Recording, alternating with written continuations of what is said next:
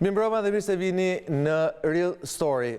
Sot ka patur shërësuar një moment historik për sa i përket reformës në drejtësi, ku tetë prokurorët e parë të Gjykatës të prokurorisë speciale për atë spakut, e cila zëvendëson prokurorinë e krimeve të rënda, janë betuar tek presidenti i Republikës. Paradoksalisht, nga njëra derë ata dolën dhe nga tjetra derë hyri në zyrën e presidentit të Republikës dhe Ervin Salinjin, që është, nëse do të vendimi i gjykatës shkallës parë do të ruhet edhe nga gjykata e apelit, ku vendimi pritet marrë një formë të prerë, ai do të jetë politikani i parë i cili do të prangoset, pra për sa i përket rolit të tij në dosjen Babale, atë të përgjimit të prezumuar të vllajt të ministrit të brendshëm të viteve 2017-2018 Fatmir Xhafaj, njëkohësisht edhe kryetar i reformës në drejtësi,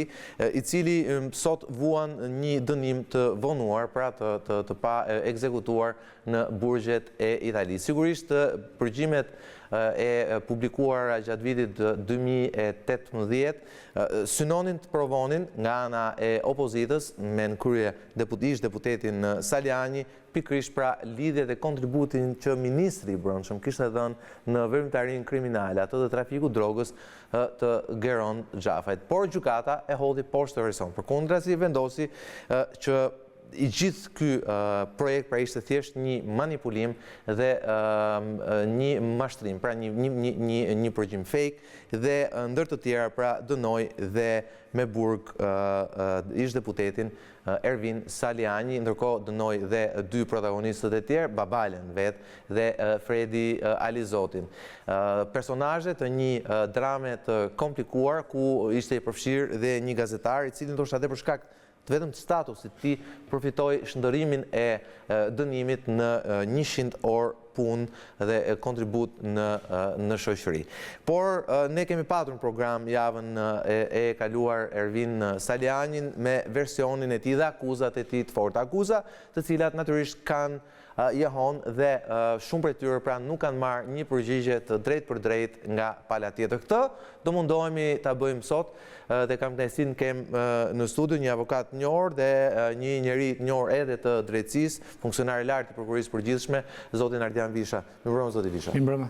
Zoti Visha pra është përfaqësues ligjor i Geron Xhafajt edhe në procesin që sapo u mbyll. Kam kënaqësinë të kem në studio Klodiana Lalën, gazetaren tonë të kronikës në 24, e cila ishte këtu edhe përballë zotit Salinjin. Mirëmbrëma Lala, faleminderit që jeni më sot.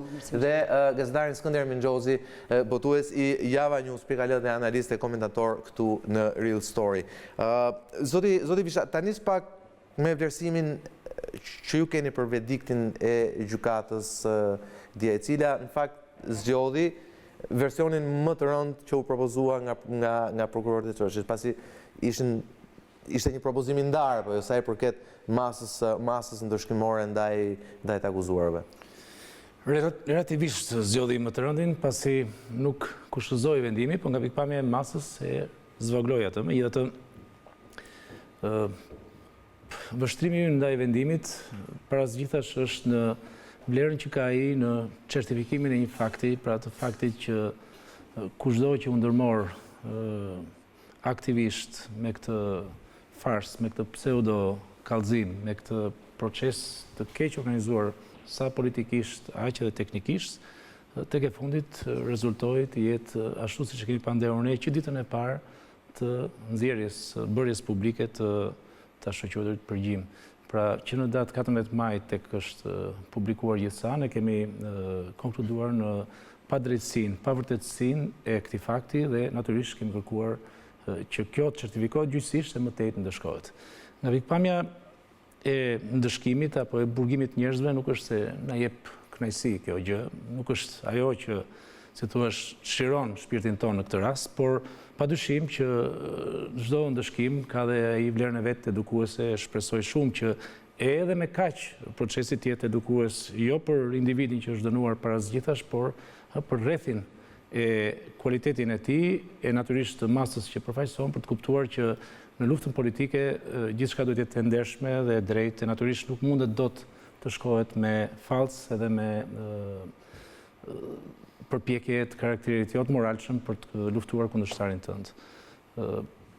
Po që se teknikisht flas, natyrisht që nuk është në proporcion vendimi, do dëshironim shumë që nga pikpamja e rëndesës vendimi të meritoj personalisht në mënyrë të përshkallëzuar duke filluar ndryshe, pra lartësia e kokës, jo me masën më të madhe për dy individët ushtar, po themi kështu, të përdorur në këtë kazus, por me masën më të madhe për ata që janë organizatorët dhe trilluesit e gjithë faktit. Visha, para se të jap fjalën Lalës, ne në emision fakt me Salinjin edhe Klodi, edhe unë, dhe tjerët i bëm një pyetje Ervinit.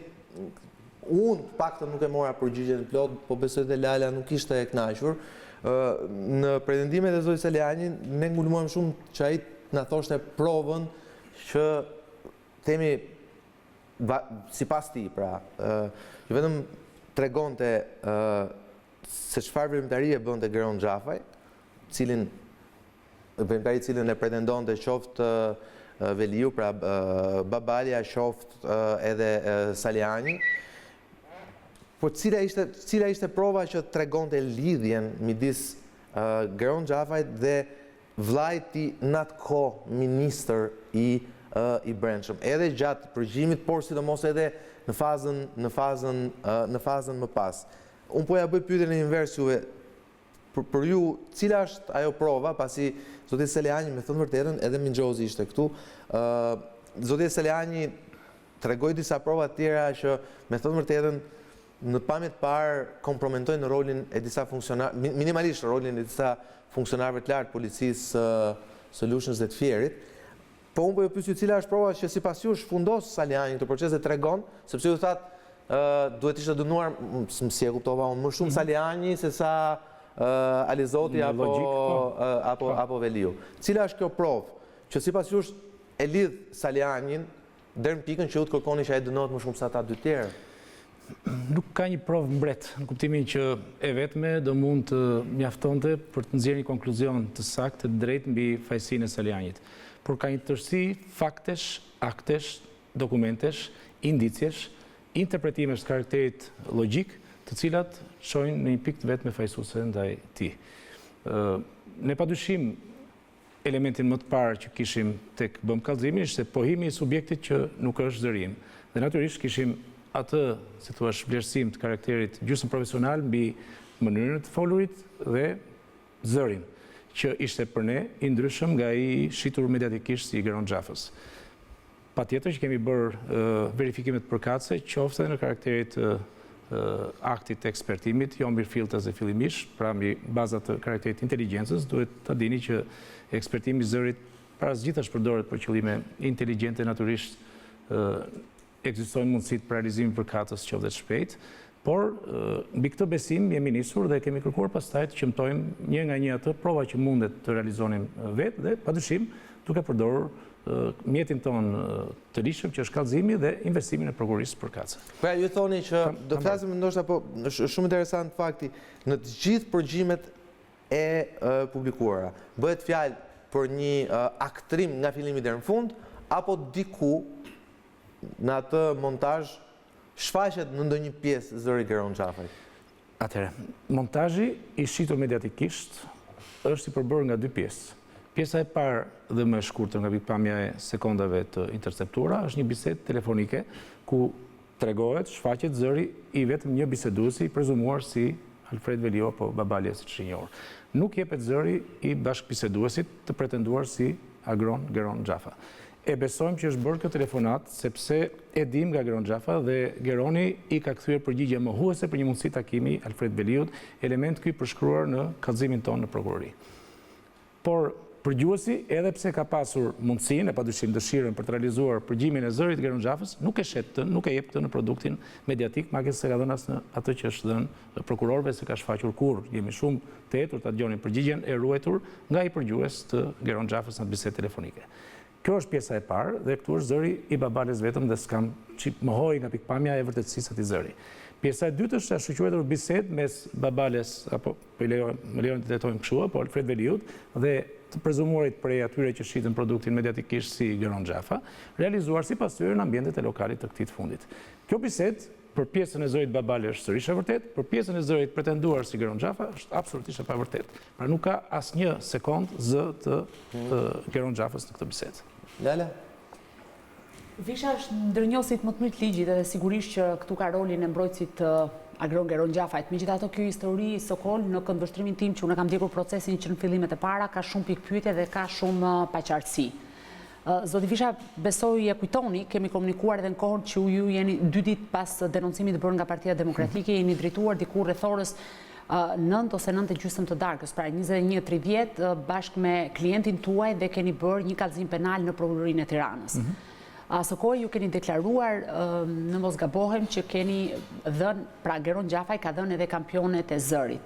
A mund të më thoni në çfarë forme, ku janë marrë këto kampionet zërit dhe ku janë, domethënë, si janë dorëzuar në prokurori, cili është eksperti që ka asistuar, sepse dua më pas të merrem diçka tjetër edhe me procesin, pasi të marrë përgjigjen tuaj. Absolutisht. E para, nuk kam thënë që ditën e bërjes kallëzimit janë dhënë kampionet e zërit. Kampionet e zërit janë dhënë të nesme në asaj dite. Pra në ditën e parë ne kemi kërkuar që të realizojmë qëndrimin ton kontestues nga sa publikoi, pavërtetësinë e tij dhe më shumë se me kallëzim penal si mund ta dëshmosh këtë, dhe këtë kallëzim kemi bërë.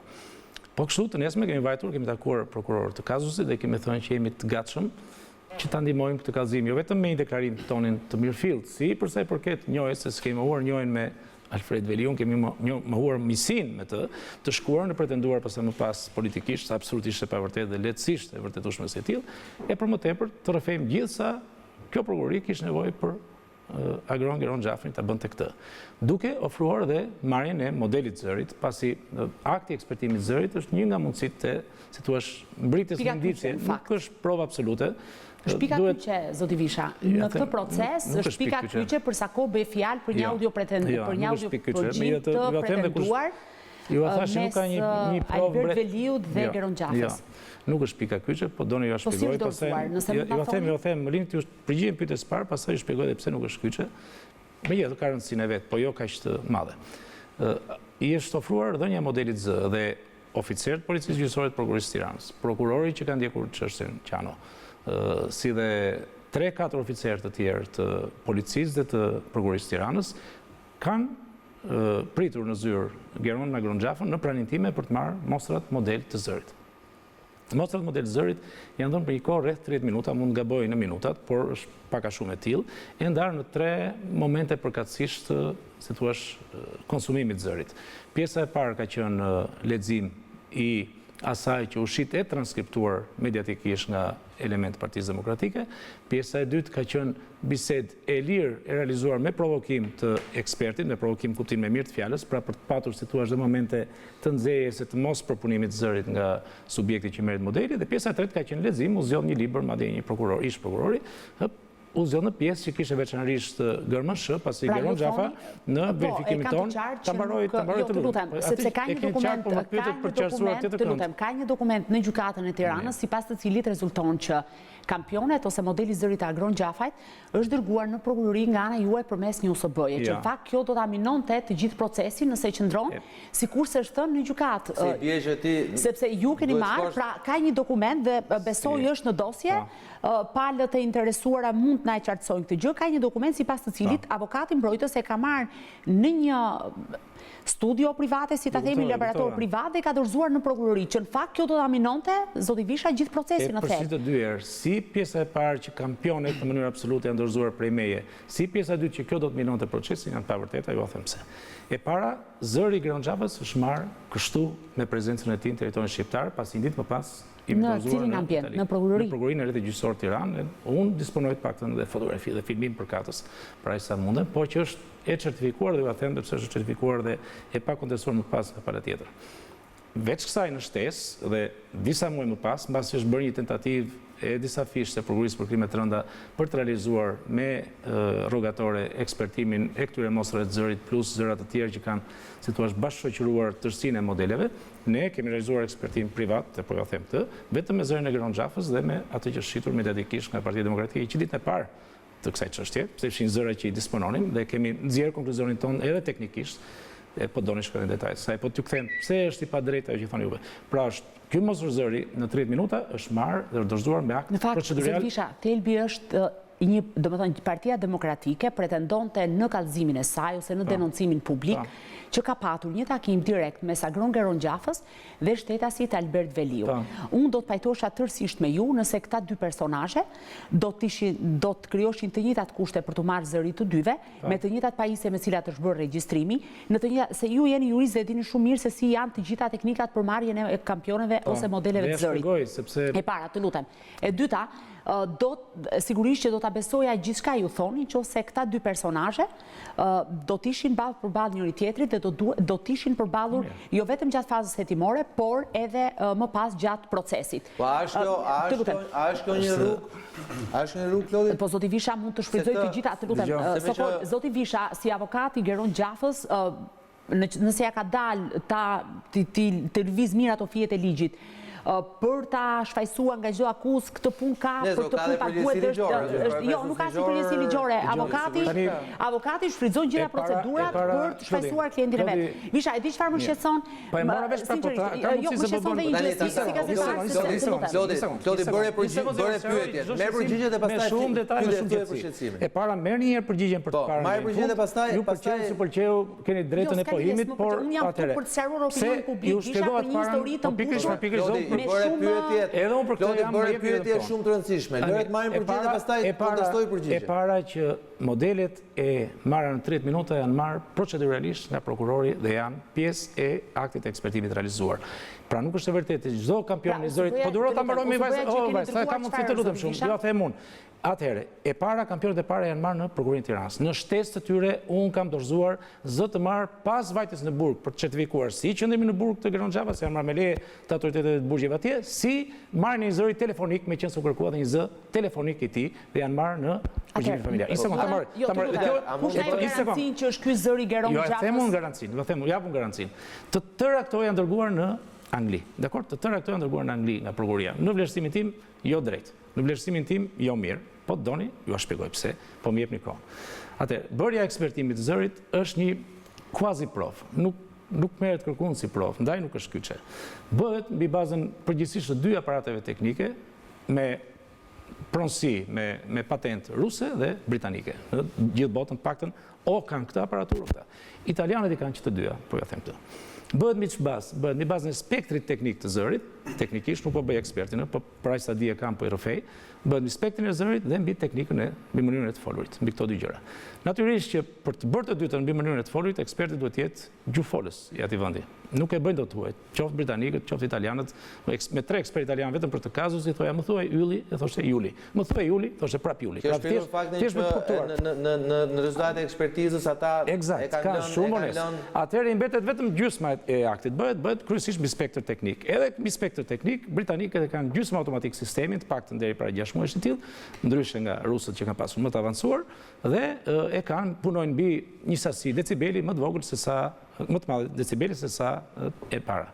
Ne kemi bërë që të dyja teknikat, kemi realizuar që të dyja privatisht, edhe ju tregoj për kurreshën tuaj si gazetar investigative, është shumë e thjeshtë. Çdo duhet bëni prokurorët në vlerësimin tim dhe ju kam, si thua, shpohuar këtë gjatë hetimit. Do duhet saktonin ekspertë huaj të vinin në territorin shqiptar për të realizuar në mbetim, se pengon ligja këtë, bërjen e ekspertimit, jo rogatoriale, se rogatoriale është e vështirë realizimi i aktit të ekspertimit.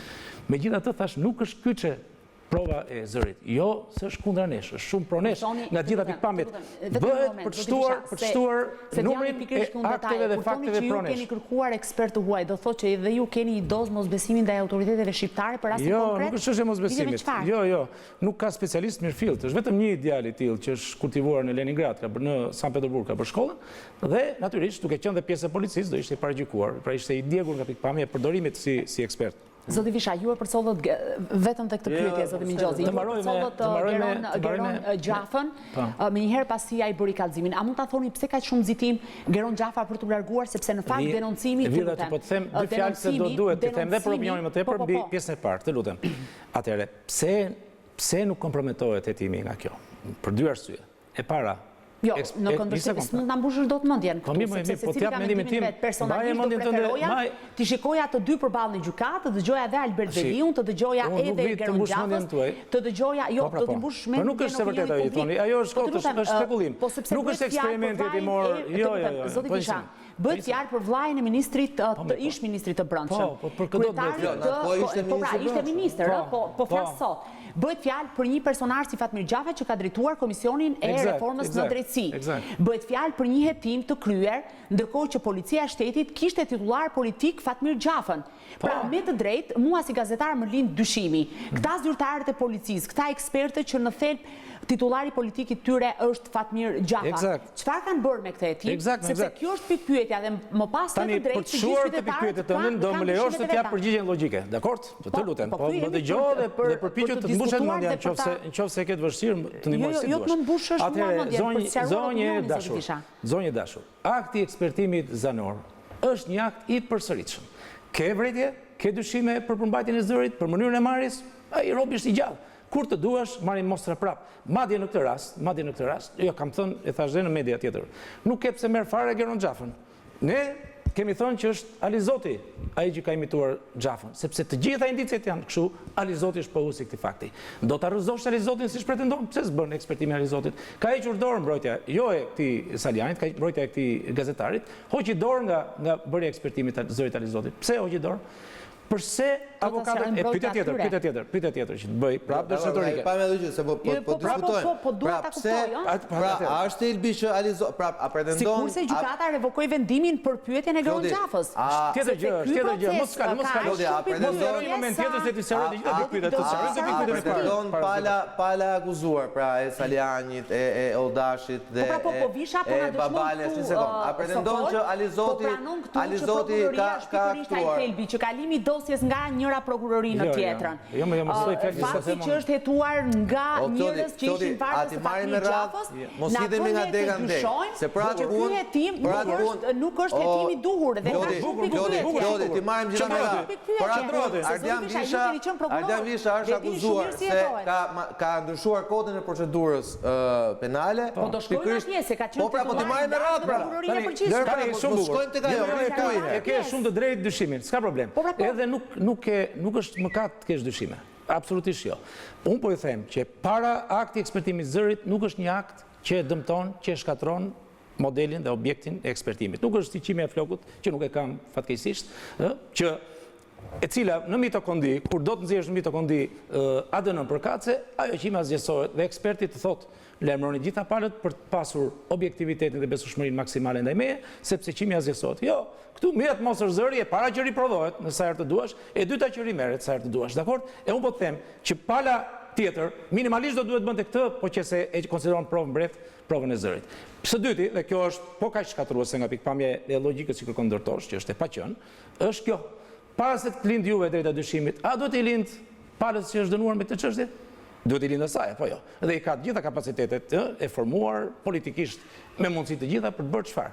Për të bërë minimalisht nga pikpamja procedurale kërkimin e pavlefshmërisë së aktit të ekspertimit bërë në Angli. Nuk e ka bërë. Minimalisht të kërkonte pavlefshmërinë e këtij akti. Thoshte, "Ore, kam dyshimet e mia mbi." Një sekondë. Një strategjinë e tyre. Ju këtu jeni mbrojtës i Geron logjikën e saj që them apo do flasim mbi sipërfaqen e asaj që dëgjon herën e parë. Jo, po ju dëgjoj me shumë kujdes, po skemi pse kalim te mbrojtja, se ç'bëjnë ata ne kishim këtu Salinjin. Të lutem, ne kishim këtu Salinjin. Po, dëgjoj tani logjikën e saj. Personalisht i kam kërkuar me ngulm të sqaroj pozicionin e tij politik. Dhe zoti Balla është këtu dëshmitar, kur i kam insistuar disa herë duke i thënë që më provok në kuptimin politik të fjalës që është jashtë kësaj historie. Por sot jemi në një situatë tjetër. Tani e ke ndjekur procesin, pa diskutim bashkë me ju. Por në momentin që ky hetim kryhet nga varësit e Fatmir Xhafës, a kemi ne të drejtë zoti Visha të dyshojmë? Po moj ta thash 500 herë do ke shumë të drejtë dyshos.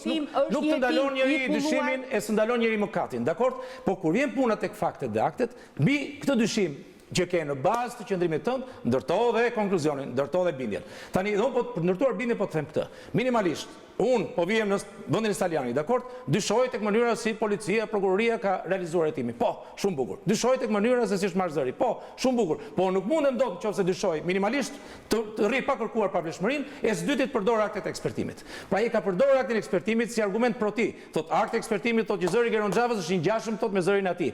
Është e vërtetë kjo? Atëherë si mundem unë që kontestoj mënyrën si është prodhuar akti i ekspertimit, përdor rezultatin e tij pro me si logjik. Dakor? e kuptove çfarë thash. Pra, po e pranoj. Po pranoj historia. Mbaroj historia. Çfarë thash? Po s'e bën Salinjani është historisë Salinjani. Nëse pranon aktin e ekspertimit, më vajse juriste, nëse pranon aktin e ekspertimit, nuk diskutohet më mënyra e prodhimit të këtij akti. Hajde diskutojmë mbi aktin, mbi vlerën e tij, mbi konkluzionin se ai drejt është. Por jo më përftimi i aktit. Ose nëse diskutojmë përftimin, hajde t'ju bind se sa ndershëm, sa lishëm është dhëna ajo, por është e kaluar me pranimin e konkluzionit. Zgjodhi të largohej një ditë pas publikimit të audiopërgjimit, sepse Partia Demokratike asokohe kishte të paktën një javë, në mos gabohem. Kam shumë pikëpyetje, po deri në fund do sqaroj gjithë opinionin publik. Geron Xhafa zgjodhi të largohej, në mos gabohem është larguar diku në orën 5 të mëngjesit, kam përshtypjen, nëse jam e saktë se ka kaluar gati më shumë se një ditë. 5:30 është Po, Italia. 5:30 kam përshtypjen. Pse zgjodhi të largohej vetëm një ditë pas publikimit të audiopërgjimit, sepse Partia Demokratike, nëse e kujtoj mirë, kishte të paktën një javë që vijonte denoncimet, fillimisht me dënimin, po të lutem tani, janë fakte publike, mund t'i nxjerrim datat. S'është një ditë, po s'ka rëndësi. Një ose 2 ditë, nuk ka rëndësi, po 2 ditë pas audiopërgjimit. Pajtohem për saksi, 2 ditë pas audiopërgjimit. Pse zgjodhi pikërisht atë moment? Pikërisht. Atëherë, Agron Xhafa ka një kurikulum penal të një kazusi në Itali. I pranuar botërisht nga i vllai, tek është, si thua, akuzuar disa herë politikisht për këtë. Një kazus që produktoi një masë dënimi të mbetur prej 4 vitesh e 1 muaj burg. Formë prerë që prej vitit 2012. Ka qenë në Itali, ka një moment që atribohet si vepër penale, vite më parë vitit 2012, në rregull, dhe është arrestuar në Itali e liruar me njëherë, ndryshuar masë e sigurisë me njëherë nga pala italiane. E kanë lënë të lirë, ka ardhur në Shqipëri dhe ka kërkuar të paktën disa herë të marrë pjesë në procesin në Itali. Pra ka disa tentativa ti me konsulatën në Vlorë për të marrë vizë dhe të jepej e drejta për pjesëmarrjen në procesin që zhvillohen aty. Nuk ja kanë dhënë këtë. Është procedura janë këto të provuara, pra keni aktin e refuzimit vizës nga konsulata italiane në Rom? Patjetër, dhe janë përdorur edhe tani gjyqësisht në Itali për të pasur atë status që ky subjekt duhet ketë, mos në shkues deri në fund për vendimin në vlerësimin tim mbas ligjit. Pra, është dënuar edhe në vitin 2012, vendimi është formë prerë. Vendimi i mbetur thash 4 vite e 1 muaj burg. Për këtë vendim formë prerë, që nga viti 2012 deri në ditën që është dorëzuar ai, nuk ka pasur as akt ekzekutues, në rregull, as akt kërkimi ndërkombëtar.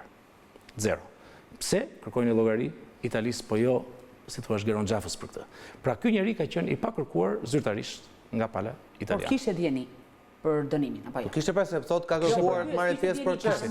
Kishte dieni. Po, eksakt. Nga viti 2012. Dakord?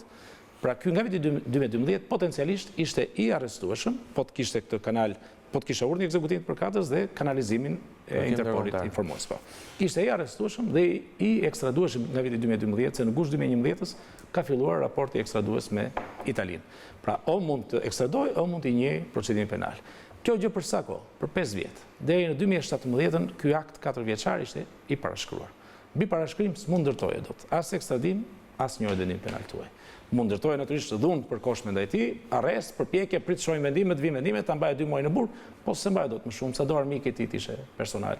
Në bas ligjës flas pasaj me abuzim e me dhunë shkelcë ndaj saj, mundet bëjë gjithçka siç bëhet. Shpesh janë gjykata ti e di se e bisedojmë këtë gjë shpesh për ditë bashkë. Pra ishte i parashkruar në 2017. 5 vjeçari këtë subjekt e bënte të paprekshëm në Shqipëri. Çfarë mund të ndodhte? Padyshim që presioni politik e gjithçka thash mund të prodhonte këtë maksimum 1-2 muaj arrest se 40 ditësh për të ardhur akte për të parë llogaritën matematikore të parashkrimit.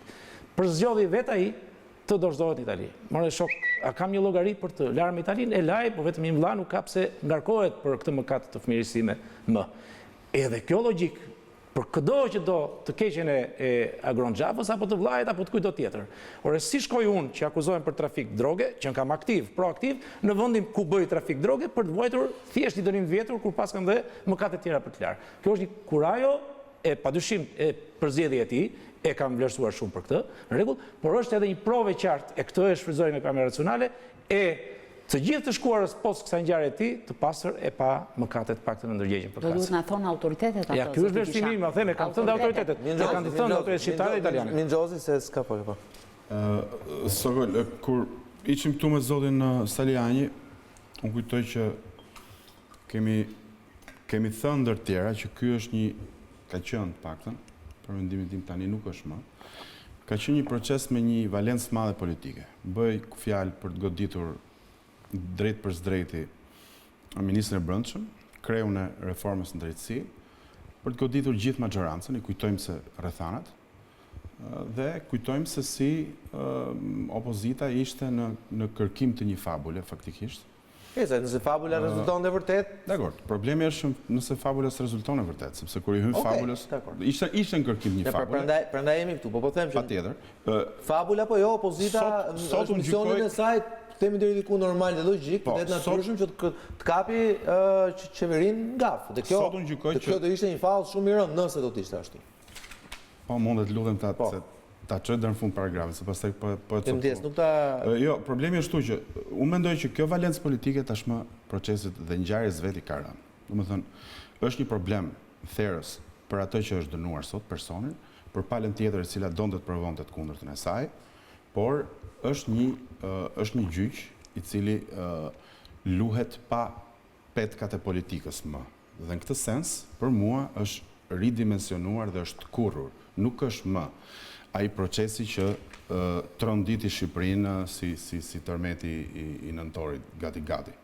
Ndodhemi në kushtet për atë një procesi që është i zhveshur nga elementet edhe manipulativ të jashtëm, nga ajo frymë e madhe politizimi, revanshi, antagonizmi, polemikash të tmerrshme që u krijuan rreth atij përgjimi, dhe sot çfarë kemi? Sot kemi fjala e njërës palë kundër fjalës tjetër. Dhe unë nëse këto orë dëgjoj, për shembull, që në ligjin antishpifje nuk duhet një trup administrative të jetë arbitri, po duhet të jetë gjykata, unë mendoj që ky është një parim universal. Apo jo. Pra, edhe unë bie dakord me ata që thonë se duhet të jetë ama dhe po artikulohen mbi diçka që ti e kishe si temë dje, po për të bërë një paralelizëm, po në qoftë se ishin në fakt të dy ngjarje ndodhin dje dhe në qoftë se duhet të jetë një trup administrative, bijem dakord që duhet të jetë një gjykatë. Dhe në qoftë se bijem dakord që flet gjykata, duhet flas gjykata, atëherë flet gjykata dhe realisht duhet marr fund ajo precedentët, vazhde precedentëve kur politikës vendimi gjykatave i pëlqen vetëm kur është konform palës që reklamon. Domethënë kur nuk është konform interesit saj, nuk i pëlqen. Këtu çfarë kemi tani? Duke dëgjuar atë që tha zoti Salinjin më parë, dhe zoti Visha tani, unë doja të vë në dukje disa elementë që mua më duken të rëndësishëm në këtë pikë. Ju e pyetët zotin Visha për disa akuzat zotit Salinjit, cilat ishin realisht shumë konkrete dhe unë do doja edhe një prononcimin tuaj në lidhje me faktin që Salinjin pretendoi që dëshmitari tjetër që është Alizoti, jo Babale, sipas tij Babale ka qenë konsekuent në atë që ka thënë dhe në atë që ka menduar dhe vazhdon të mendojë. Po Alizoti ka ndryshuar qendrim. Po Alizoti ka ndryshuar version sipas tij disa herë dhe po sipas tij në bazë të disa përgjimeve telefonike që zoti Salinjin i dispononte në formë të shkruar dhe që i tregoi dhe në emision, ai kishte pretendimin që Alizoti ishte përpunuar nga policia, përkatësisht dhe nga policia e Lushnjës, mos gaboj. Fierit. Drejtuesit e policisë Fierit, po, dhe që kishte disa dialogje të cilat realisht nëse do të ishin të vërteta, dukeshin vërtet dyshimta se si mund të shkëmbeheshin ato fjalë dhe mund të thuheshin ato që ishin thënë mes tyre. Mos harrojmë ministri i Brendshëm ishte zoti Fatmir Xhafa, jo? Se kjo e rëndon. Dhe mbi këtë Salinjin mundohet të ngrej më gjerë teoremën e tij të akuzës që Alizoti është një dëshmitar falso i infiltruar nga pala tjetër për të diskredituar Babalen dhe për të diskredituar gjithë historinë e audiopërgjimit. Por, duke bërë këtë pyetje, unë nga ajo që ju thoni sot dhe nga ajo që keni thënë dhe mbrëmë, mos u gabosha, po që rithat tani, pra që prova zanore përsëritet, duke u shprehur indirekt edhe për gatishmërinë e klientit tuaj për ta përsëritur provën zanore, por edhe të Alizotit, i cili është këtu, për ta përsëritur gjithashtu. Si dhe elementi tjetër që ju thate që mua më duket shumë i rëndësishëm, që kjo provë zanore në momentin kur është dhënë, ju thonin rrugë procedurale, ju keni ruajtur madje dhe material filmik rreth saj dhe e dispononi, Atëherë sidomos kjo e dyta më duket, po natyrisht dhe elementi i parë, më duket një element shumë të rëndësishëm për autenticitetin dhe vërtetësinë e asaj që ju pretendoni, në sensin që, siç e tha dhe Klodiana me të drejtë, pretendimi PD-s ishte ndodhi ngjarja, e morët, në mënyrë të fshehur krejtësisht pa ligjshme etj, sajuat një provë zanore, e futët në një avion dhe e çuat në Itali. Pra, domethënë, kjo ka qenë dhe është akuza faktikisht që ju e morët personin e provës. Dhe e përcolli policia drejtonte Fatmir pra Xhafaj. u angazhua gjithë shteti për ta fshehur. Tani, sqarimi i kësaj fabule nga ana juaj, besoj se hedh dritë. Se mos për të lënë jashtë vëmendjes dhe veshëve të publikut zërin e vërtetë të Geron Xhafaj. Patjetër, dhe për të mos e lënë, sepse kjo pastaj krijonte temi analogji dhe metodën krahasimore në turën e njerëzve. Atëherë përgjigje. Ky qëndrim publik akuzues i palës tjetër nuk është shoqëruar me asnjë kontestim të karakterit gjyqësor përkatës. Pra minimalisht, unë që them se pala A me cilën jam kundërshtar, po falsifikon provat, mbi falsifikimin, mbi falsin e provave, mbi pavërtetësinë e tyre për çfarëdo lloj arsye, qoftë jo subjektive. Padyshim, unë kontestoj përmbajtjen e tyre. Nuk ka asnjë kontestim nga avokatët, qoftë Salinjin, po s'ka sepse janë të bindur për vërtetësinë përkatëse. Po jeni shumë sigurt. Pra në afën e publikut që janë vërteta, po faktikisht. Eksakt. Dhe ky është qëllimi me dy fytyra. Eksakt këtë dua të them. Pra është qëllim hipokrit e po e them publikisht i tyre. Po që se unë avokati juaj nesër të bëja pa shumë qejf se nuk ju duhet keqe nga pikpamja penale, por po e prezumojmë nga e folur as vjen gjë. Unë nuk do lija gur pa lëvizur nga pikpamja drejtës time si avokat për të mbrojtur juve. Nga ato prova që unë mendoj që janë sajuara, unë do bëja gjithçka për t'i deskriptuar gjyqësisht, jo publikisht. Mos më intereson se ç'mendon publiku, se nuk kepa i verdikt fajsues në ju, më intereson ç'a mendon gjykata. E gjykatës do i thoja, ti gjyqtar ke marrë këtë provë, ka këtë ves. Nuk e kam bërë. Asnjë rresh nuk ka kundra këtyre. Asnjë rresh nuk ka kundra këtyre provave, përveç se ka përdorim të tyre kur interpretimi përkatës si aktit ekspertimit ju intereson.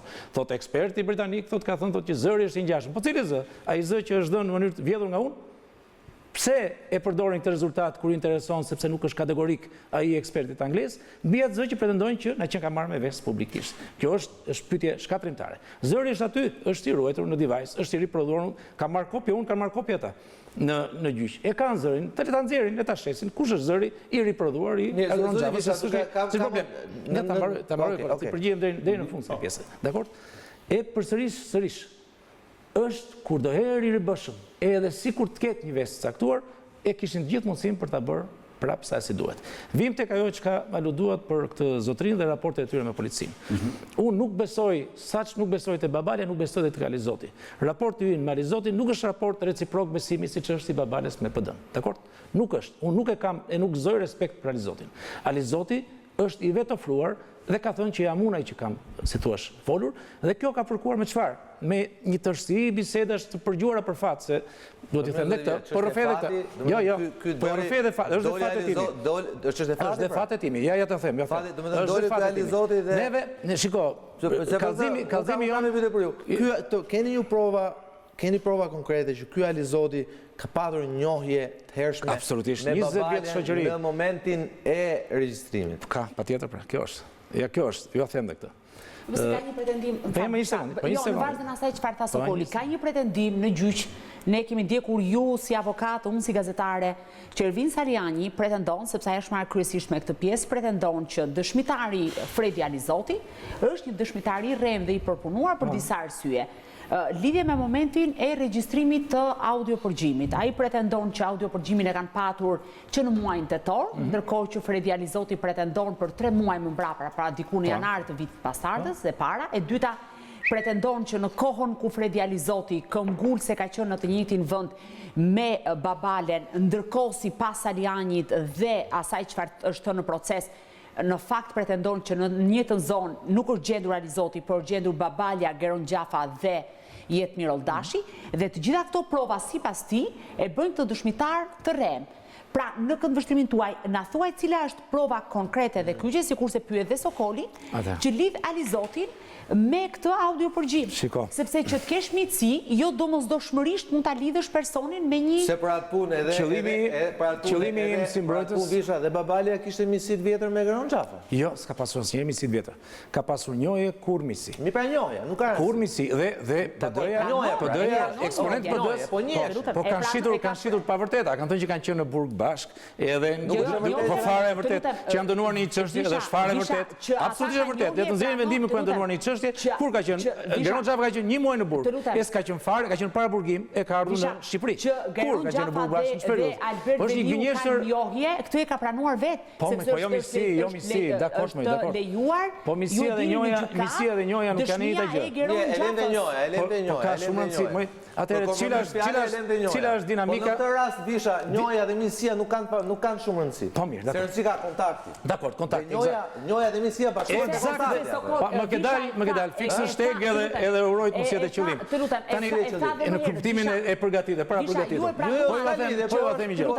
Partia Demokratike, ky zotëria Salinjin u pyet dje, pse mor zotëri e morët të produkt me përgjimin për vllajën e ministrit, shumë i shenjtë për një palë politike që e ka kundërshtar, që është trafikant në tetor dhe e mbajtë deri në maj.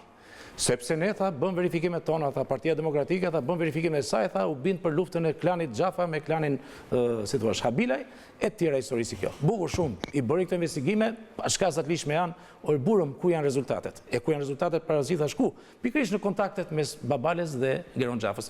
Ore mirë ditën që në 24 tetor e morën telefon dhe kërkohet ta takosh dhe e takove sipas teje, që nuk është fare vërtet dhe do vim ndoshta te pikat e tabulatit dhe shpjegoj pse.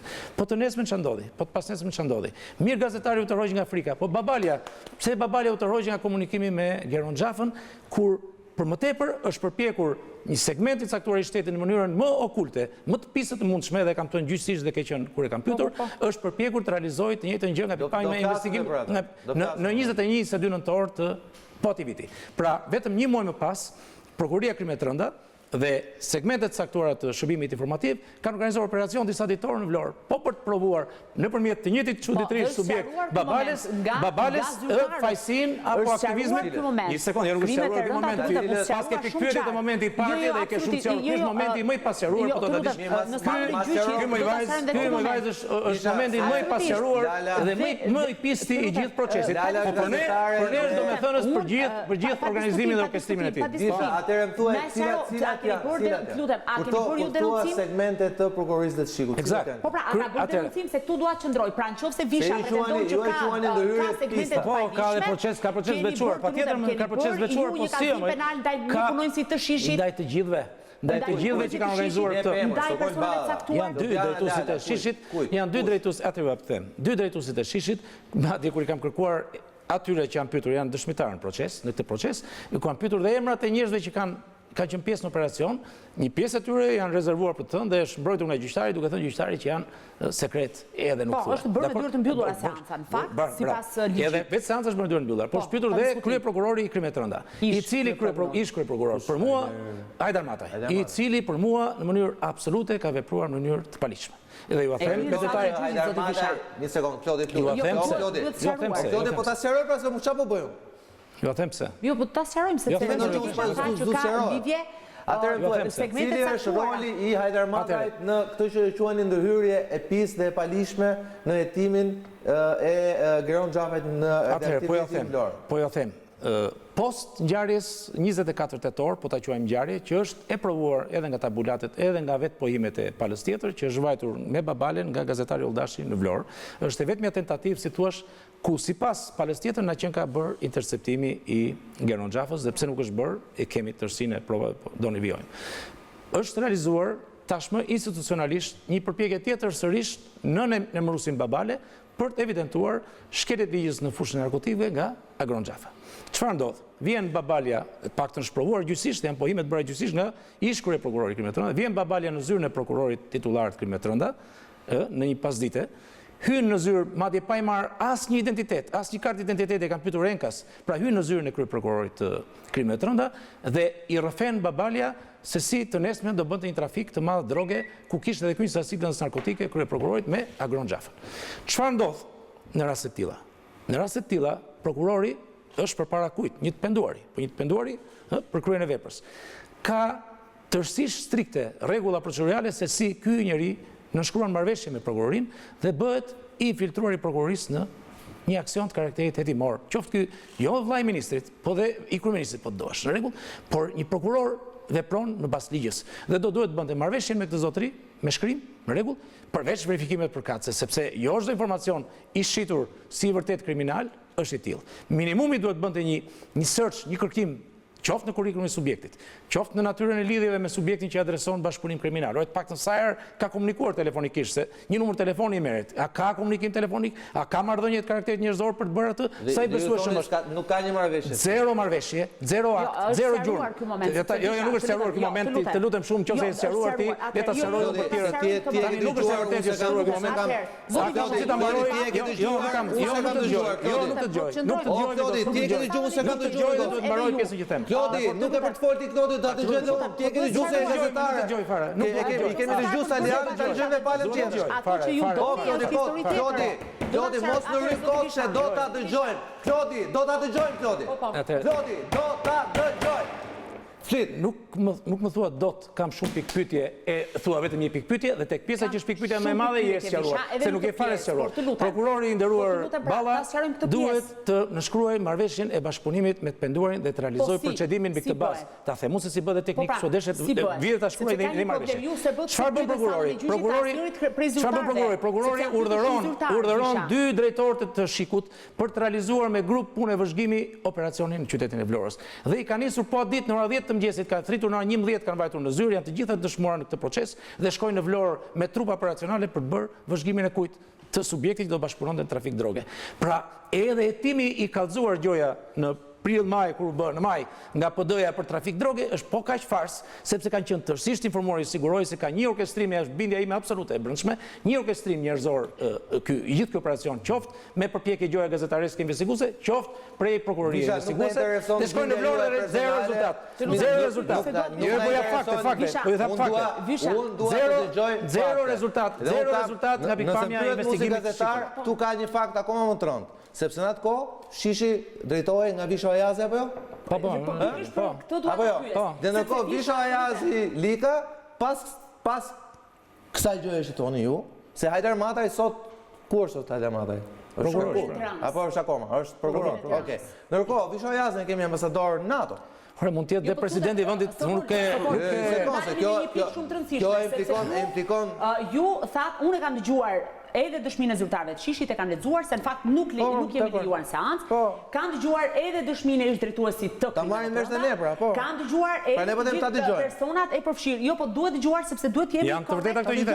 Jemi korrekt me fakte. Janë vërtet ato Të lutem, drejtuesi i prokurorisë, jo, të lutem Visha, drejtuesi i prokurorisë së krimeve të rënda, ka deklaruar në sallën e gjyqit që unë tha më ka ardhur një person X i identifikuar me këtë emër, nuk e di që është bërë poshtë tek hyrja kryesore e prokurorisë, sepse nuk jam unë, të lutem, po kjo është dëshmi zyrtare, ju e keni aty. Nuk e kam kërkuar kartë identiteti, ka thënë. Nuk e kam kërkuar ai sepse ishte marrë sportelisti poshtë sipas tij. Dhe tha, kam kërkuar ndihmën e zyrtarëve të shishit përderisa, dhe ju këtu nuk patët në një kundërshtim, keni ardhur vetë personalisht, fillimisht ka qenë asistenti juaj, më pas keni ardhur ju personalisht, diku pasi seansa, jo të lutem, po janë shumë të rëndësishme. Pasi seansa kishte kaluar diku nga pyetja e dëshmitarëve të fundit. Dhe ka deklaruar që duke qenë nuk më bindi dëshmitari, dhe për këtë arsye, unë kam kërkuar ndihmën e zyrtarëve të shishit. Për të bërë çfarë? Sepse tha, ma lejon ligji, tani këtë na e sqaroni ju, ja lejon ose jo. Po jo mos e ke lexuar dëshminë. Jo, të lutem, e kam për të bërë çfarë zyrtarët e shishit? Për të parë nëse këto pretendime qëndrojnë, sepse nuk ishte një minimum provash që unë të regjistroja një procedim penal. Ky ishte qëndrimi. Ç'do të bënin zyrtarët e shishit? Atëherë, le të na sqarojnë, pra ju na sqaroni çfarë duhet bënin. Po ç'do të bënin për zyrtarët? Po mbi shak. Për sa kohë, për të lutem, për sa kohë kemi, sepse ju e dini shumë mirë Visha, që prokuroria dhe policia, aso kohë, dhe nuk është një histori e vjetër, që në kohën e zotit Tahiri dhe në kohën e zotit Xhafa, mbase vijone dhe tani, nuk janë në një situatë marrëdhënie normale. Janë në një situatë konfliktuale dhe ju jeni avokat për ditë për plaseni me histori. Por çka kërkon thua me këtë që po thua se s'po marrësh? Po të them që kjo që pretendoni ju, a ka segmente të pista? Po, mund të pajtohem me ju. kë keni denoncuar ju në prokurori? Më thuaj Gjithçka dhe ka një proces të veçuar për të gjithçka që ka sajuar të histori. Kë keni denoncuar me emër, si quhet punonjësi i Shishit, si quhet zyrtari i Shishit, kush tjetër është denoncuar përveç drejtuesit të krimeve të rënda? Ose të tjerët, kë keni denoncuar me emër? Në çfarë faze janë hetimet? Ja, pra ne duhet të tim. Po ja them. Neve kemi kallëzuar gjithkënd që ka sajuar atë që u shit si produkt gjoja e vërtet me zërin e Agron Xhafës. Nga kjo pavërtetësi e ministrur. Kjo pavërtetësi do durosh me ti ves. Nga kjo pavërtetësi me gjurmëlënie të paktën të pohimit verbal kryesisht Salinjin e gjithë të tjerët, se kemi për kallëzimin ndaj gjithë tjerëve, ne kemi kërkuar kushdo tjetër është orkestrues apo i përdorur në këtë kazus, për ne duhet procedohet. Nuk jam unë trup e hetimit e nuk jam unë individi që i vë kryqin e fajësisë kujdo. Padyshim jam në rolin e thjesht avokatit të viktimës në këtë rast. Por i derivuar hetimi, i përbër hetimi nga këto momente që erdhë më pas për shkak të ekskluzivisht një individit që është, si thua, konsideruar shenjtës vërtetës krejt në mënyrë absurde, si nga pikpamja morale, si nga pikpamja shkura, si nga pikpamja e pavërtetësive që pohon. Në një faqe dëshmi të këtij zotnis Babales, ketë paktën 8-9 momente kundërshtimi logjik që një lloj si ato gjurmët papilare e identifikojnë tjetrin si renacak, si gënjeshtar. E që ta besosh, o duhet jesh një naiv që nuk është kush nga ata që janë marrë këtë çështje, o duhet jesh me një qëllim të keq. E ky ka qenë thelbi jon. Ka derivuar hetimi edhe në këtë pikë dhe përdorimi i Babales nga krimet e rënda për mënyrën se është vepruar e paligjshme dhe përsëris me tërë forcën e paligjshme, sepse nuk ka asnjë të drejtë kur prokurori i krimet të rënda të urdhërojë trupat çikut për drejt, ja po e denoncoj publikisht po them. Edhe e kam pohuar. Muqizojnë nuk jam unë prokurori i çështjes. Ka një çështje të veçuar për sa di nga kjo. Në rregull, edhe të drejtoj prokuroria jo. Kur të bëjmë prokuror, nuk bëhet ta tregoj se si e denoncoj. Në rregull. Visha, a e keni denoncuar Hajdarmatën? Nuk e denoncojnë Hajdarmatën, e kupton, por e kam evidentuar shkeljen e tij gjyqësisht. E kam evidentuar shkeljen e tij gjyqësisht. Tani denoncimin denoncimi direkt. Nëse ka persona dhe ka segmente të caktuara, të cilat kanë devijuar sipas jush. Këtë hetim ose kanë patur qëllim për të dëmtuar Geron Xhafën bashkë me vllajën e tij ministër, ministër. Është përdorur Geron, po qëllimi ka qenë vetëm Xhafa. Si avokat i Geron Xhafës, natyrisht i drejtori është prokurorisë dhe denonçon, sepse praktikisht ju thoni që një grup njerëzish me pushtet brenda sistemit drejtësisë kanë ngritur një fabull, një histori, një puç ku di unë, për të dëmtuar, po të lutem pra se kështu i bie. Fjalën puç nuk e përdora. Unë përdora si veprimet janë okulte thash, këtë e qendroj po kësaj. Veprimet janë të paligjshme. Veprimet konkrete të prokurorit janë paligjshme. Edhe a përbëjnë të paligjshmëri vepër penale, le ta çmoj prokurori këtë denoncim më publikisht po e them. Jam para medias tu. E thash në gjyq, e them pra publikisht. E i qendroj këtë pohimi në çdo stat, në çdo ambient që duash. Po. Dy pyetje kam. Ju folët dhe kjo më intrigon. Ju folët që në opinionin tuaj dhe në bindjen tuaj, madje u treguat shumë i bindur, ka një sfond të qartë politik në gjithë të që ka ndodhur, në gjithë këtë fabull që është ndërtuar, pra sipas jush. A mund të jeni pak më specifik, qoftë edhe pa emra, i keni ju si palë mbrojtëse një histori ose një version tuaj, se si ka lindur sipas jush në gjirin e opozitës, kjo lloj nisme, kjo lloj komplot, s'mund ta quaj, po ku di unë se si duhet si ka nisur gjithë kjo histori politikisht që pastaj më pas sipas jush ka përfshirë njerëz drejtësisë, shërbimeve etj. Për të ndërtuar një fabull të dëmshme për një ministër që ishte një herë edhe kreu reformës drejtësi. Dhe e dyta, sot presidenti ka pritur Salinjin në zyrë. Ju nga pozicioni i mbrojtjes, si e shihni faktin që kreu i shtetit pret palën tjetër pikrisht në momentin kur pala tjetër ka dalë humbse dhe ka dalë dënuar në proces? Mbi pjesën e parë, unë kam materien e kazusit që është hetuar nga prokuroria dhe në këtë materie ka si thua gërmime të karakterit dokumentar mbi të shkuar në afërt apo të largët të këtij rasti për të nxjerrë konkluzionet që mundet të jenë dhe të pasakta. Por të paktën një njeri që ka inteligjencën e dur dhe mundësinë analizës së atyre të dhënave e provoj natyrisht, mundet të mbrini konkluzion të caktuar. Deduktimet që nxjerr mund mos jenë precize dhe mundet të jenë si thua, por ka një atëherë ajo çka mua më shqetëson personalisht me tërë sinqeritetin është e para ndër komunikimi celular. Ndër komunikimin celular, për aq sa lë gjurmë, se duhet ta dini që edhe në kohën e ngjarjes, edhe sot komunikimi është në elektronik, në portale të ndryshme, në aplikacione të ndryshme, i pa si thua kontrollueshëm, qoftë nga kompanitë celulare, kur jetë gjurmë, qoftë nga shteti ku realizojnë interceptime. I pa gjurmë ngrëmshëm është, po që se nuk merret aparati për kontroll. Kjo çështje nuk është shoqëruar me si thua sekuestro, kontrolle celularësh që të mund të gërmojë nga brenda të gjithë secilit, përfshirë dhe titullar.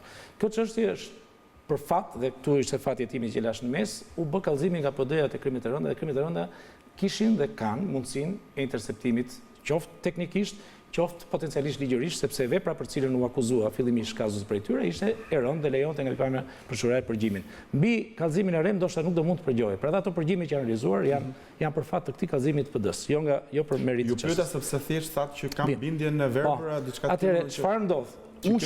Unë shoh ndër komunikimin e Salinjit me Gazetarjen Oldashi dhe me Babalen në tetorin e vitit.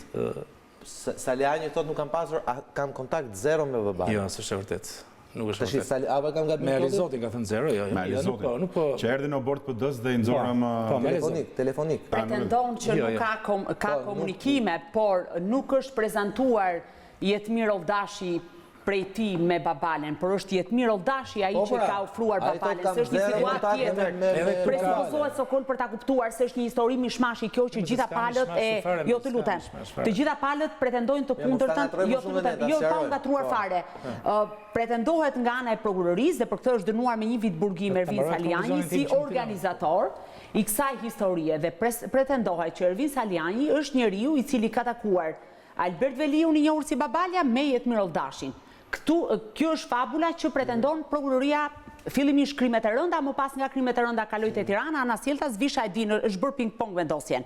Atëherë në cilën situatë ndodhemi? Ervin Salinjin pretendoi dhe ka pretenduar gjatë gjithë kohës në gjykatën e Tiranës, ku zhvillua gjithë procesi, që nuk jam unë personi, thotë që, dhe Visha këtë mund na e sqaroj sepse ka të gjitha aktet, që e kam prezantuar Babalen me Jetmir Oldashin, por është Jetmir Oldashi i cili më është ofruar mua duke u ndjerë i rrezikuar për jetën, për të më ofruar një produkt gazetares dhe ne kemi debatuar më fort se sa sonte, po pa përplasur tavolinën, që i kam kërkuar Salinjit të sqaroj pikërisht të pozicion. Pra, a kishte bërë Partia Demokratike verifikime të tjera për te i produktit gazetares? Tani Visha, na e sqaro pak si qëndron çështja, cili nga personat ka prezantuar njëri tjetrin. Për edukat. Jo patjetër, po meqense ndërhyri Sokoli desha ta. Tani ka gërmimet e karakteri dokumentar që janë pikërisht kqyrja e këtyre tabulate telefonike. Ka një domethënie të saktuar, si për frekuencën e thirrjeve, si për kozgjatin e thirrjeve, si për vendodhjen e subjekteve tek flasim njëri tjetrit. Kam padyshim domethënie të saktuar për të kuptuar afrimitetin, sinqeritetin, llojin e marrëdhënies. Paktën kjo pranohet në teori. Së dyti, pohimet e subjekteve. Kur këto pohime kanë ndryshime, por nga pikpamja e logjikës janë evoluime të mendimit të subjektit që pyetet, këtu s'ka asgjë të keqe. Po kur pohimet bien ndesh me njëri tjetrin, veçanërisht në datë, në vend, në orë, se shumë e lehtë të bien këto, por veçanërisht në logjik. Logjika është shumë e rëndësishme. Atëherë këto pohime janë domethënëse për keqbesimin e tjetrit në raport me mua si autoritet procedues ose si subjekt që kërkoi verifikimin tënd, si thua, moral e ligjor. Atëherë dhe këto janë analizuar për nesh në mënyrën më absolute për të nxjerrë një konkluzion të drejtë mbi këtë. Ndër veprimi institucional në një kohë relativisht shkurtër, pra 24 tetor, 23 nëntor, gjurmëlënës i dyti, si nga pikpamja e veprimit të prokurorisë krimit të rënda, veçanërisht nga pikpamja e veprimit të shërbimit informativ, s'është disponuar raporti i shërbimit informativ i mbritur aty. E çfarë më shumë se kaq, mos reagimi pas këtyre veprimeve. Se unë si prokuror më vjen ti po drejtoj me ti si subjekt i penduar. Minimalisht dhe sikur tjetë e vërtet që bëhem vegël e besimit qorë ndaj teje, e urdhëroj që mbi bazën e fjalës tënde të bëhet çështje. Kur çështja nuk ndërtohet, do reagoj ndaj teje, sepse je i poshtër e ke dashur të vësh në qorsokak institucionet e prokurorisë, jo kaq, ke dashur të përplasësh institucionet e shtetit edhe të krijosh konflikte. Po, ndaj teje duhet vepruar sepse duke vepruar ndaj Babales, në atë rast do ishte penguar babalizimi si fenomen. Po se ka bërë këtë gjë kush? E pse nuk e ka bërë kjo për ne ka një domethënie. Ai është subjektive ky qëndrimi, është subjektiv padyshim, po është i logjikshëm, është i drejtë. Dhe ndaj të thash, mbi tërësia e këtyre veprimeve. Gjoja mbajtja për 7 muaj e praktikës e device-it. Sruajtja device-it, nuk është ruajtur as device-i ajo pajisja themelore nga Gazetari. Si ka mundësi të mos ruhet ajo pajisje me një përgjim kaq madhor, kaq shkatrues politik për vendin. Nuk ka asnjë mundësi. Megjithatë, hajt po e besojmë edhe këtë. Por janë një sër, si thua, pakujdesisht gjoja në tep të vogla, që bëra së bashku janë të njëjtit rreth. I përkasin janë pika të njëjtit rreth, që nga pikpamja logjikës nuk çojnë në një mendim të kundërt. Të vite përgjigjja e dytë se ju dëgjova me shumë mendje. Unë jam tërësisht i surprizuar nga pritja e Presidentit të Republikës. Është një akt për mua tërësisht i pavlerë në çdo pikpamje me një simbolik shumë negative. Përse? Me një simbolik shumë negative. Përse negative? Sepse themi që jemi të gjithë barabartë para ligjit. Ai prek Presidentit të Republikës të gjithë të dënuarit e shkallës parë, kur kanë këta nevojë e problemet karakterit të palishmërisë mbi cilën vepron shteti ndaj tyre, po ju sigurojnë cilësinë e avokatit që ka të paktën 20-30% të njerëzve në burgje që nuk e meritojnë të rinë në burgje. Po ja them me shumë bindje.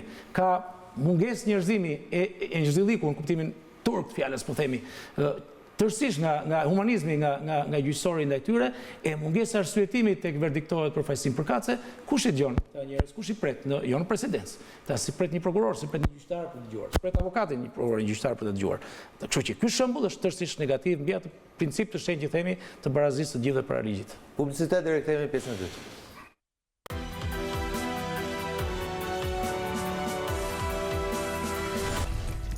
Mirë, rikthehemi në pjesën e dytë, jemi me avokatin mbrojtës të Agron Xhafajt, zotin Ardian Visha. Zoti Visha, kemi marrë disa përgjigje, megjithatë janë disa përgjigje të cilat kanë ngjallur dhe reagime, kam disa reagime nga avokati i zotit Jetmir Oldashi, po ndërkohë nga një shikues i cili më bën një pyetje. Thotë në datën 10, pra kur kemi patur zotin Salinjin, kur ne pyetëm Salinjin nëse e ka dorëzuar origjinalin apo jo Klodi, kam përshtypjen që përgjigja ishte po. Ndërkohë, sot nga ju, zoti Visha, dëgjojmë përgjigjen që përgjimi origjinal ka humbur? Atëherë, pretendohet që është përgjuar me një sirolaps dhe pretendohet që ky sirolaps ka humbur. Kjo është. Okej. Ndërkohë, unë kam disa, nëse më lejojnë dhe kolegët, disa ndërhyrje nga zoti Indrit Sefa, mos gaboj, i cili është avokat i gazetarit Oldashi. Ai pretendon që ju keni thënë disa të pavërteta. Gjykata pranoi, thotë zoti Sefa, kërkesën e prokurorisë të palëve, po i lexoj siç i ka thënë ai, dhe të palëve për të thirrur si dëshmitar Agron Xhafajt në procesin gjyqësor. Në momentin që do të merren në pyetje me një mendim të ndërmjetëm, gjyqtari Ardian Visha revokoi vendimin për ta thërritur si dëshmitar Agron Xhafajt, duke na hequr mundësinë për tu ballafaquar në gjykatë. Kush e mori këtë? Ky është avokati i zotit Oldashi. Thot pavarëtësia ime gjyqtari Ardian Visha revokoi vendimin për të thirrur si dëshmitar Agron Xhafajt, duke na hequr mundësinë për tu ballafaquar në gjykatë. Është vërtet. Ky vendim u mor në kundërshtim në dispozitë ligjore, thot avokati Sefa, pasi asnjë nga palët nuk bëri një kërkesë të tillë. Në asnjë rast gjykata nuk mund të marrë vendim pa kërkesë të palës që ka kërkuar dëshmitar. Që e revokoi është e vërtetë. A është e palishme, është e diskutueshme. Por unë as e pohova, as e mohova një fakt tillë, kush pavarëtësisht e asaj që kam thënë unë këtu. Po ju duket normale që personi për cilin do gjithçka mos thirret të dëshmojë në gjykatë? A është normale, natyrisht që ka një përgjigje kodi i procedurës penale se si disiplinohet mënyra e vazhdimësisë së procesit. Nëse kjo e pengon vazhdimësinë e procesit, mundet që gjyqtarit mos e çmojë të nevojshme këtë gjë, sepse pohimi i tij, për më tepër në rolin e viktimës, ishte i marrë plotësisht me kallëzimin edhe me pyetjen përkatëse. Okej, një ndërhyrje. Megjithatë, të mbaroj. Unë nuk e rroka kurkund në fjalën time këtë moment, kështu që s'ka si të ketë pavarësi për një gjë që s'kam folur. Okej. E dyta, këto eksperimentet që thot avokati, pse nuk i dorëzoi si provë gjatë hetimit dhe gjatë gjykimit? Madje ne e kërkuam dhe këtë provë, që gjykata ta merrte nga kryeministri, dalim tek pretendimi i famshëm i kryeministrit për ekspertizën e tij private, sepse ai e pohoi që kishte një gjë të tillë. Atë e çmoj unë dhe është e drejta ime si mbrojtje nëse do dorëzoj apo jo prova. Nëse vën dyshim me gjithë kënaqësinë e shuaj kurreshtin e tij, këtu e kam me vete, po doni ta shikoni, ja tregoj patjetër. Pak në ekspertimit, ky është ai i shtatorit, jo, ky është i imi, është ka bërë kryeministri tjetër, nuk e di, po 20 shtatorit ku e kam bërë në Itali.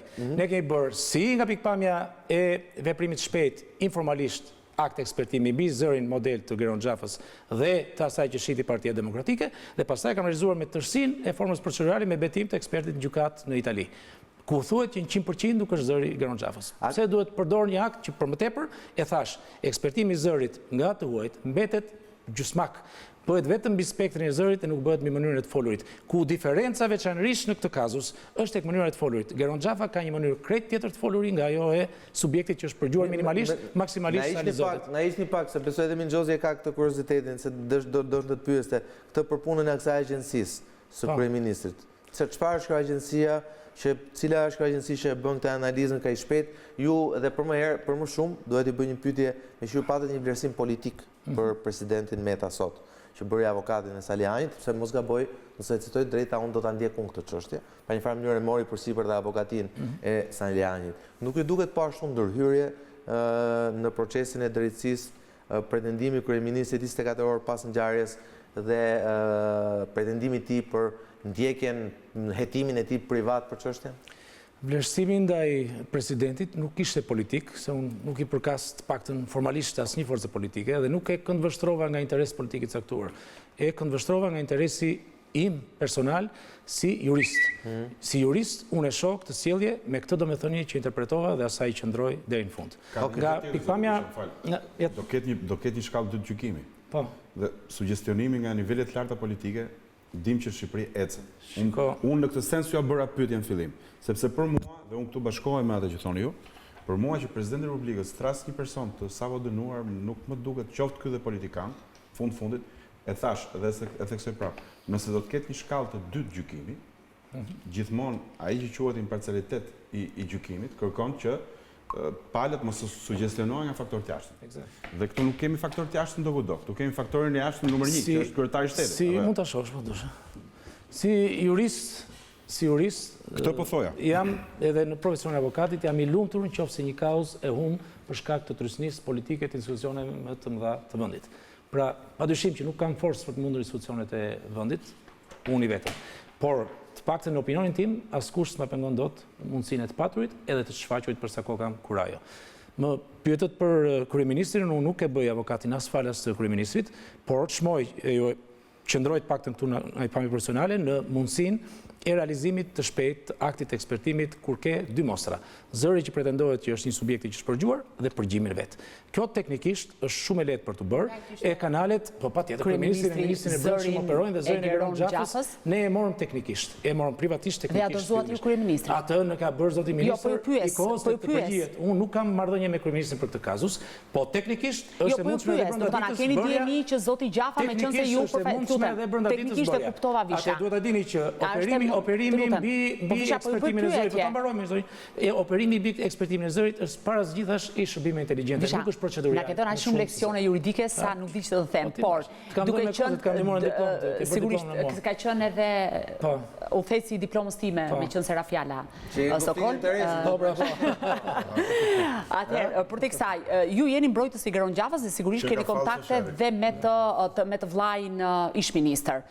A keni ju dieni që Fatmir Xhafa ti ketë vënë në dispozicion kryeministrit mostrën e zërit?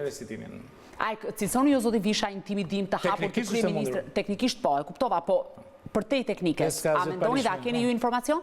Që Fatmir Xhafa dhe tjetra. Është e lishme apo e është e lishme? Është e lishme? Është e lishme sepse është krahasimi mes një produkti publik të shitur publikisht dhe zërit e një privati që intereson. Në rregull? Kështu që pra nuk ka asgjë pa lishme. Me konsentin e privatit që bëhet ekspertimi, s'ka asnjë problem. Visha, a e konsideroni ju deklaratën e kryeministrit një intimidim ndaj institucioneve gjyqësorit, sepse kujtoj këtu që edhe në kohën kur ju ishit zyrtar i lartë në prokurorinë e përgjithshme keni patur keni qenë vetë ju qendër e sulmeve, akuzave shumë të forta, kanë vijuar dhe më pas. Pra si e shikoni ju qëndrimin e kryeministrit në raport me një çështje hetimore? Qëllimi i bërjes në kryeministri së deklarate është parazitash politik.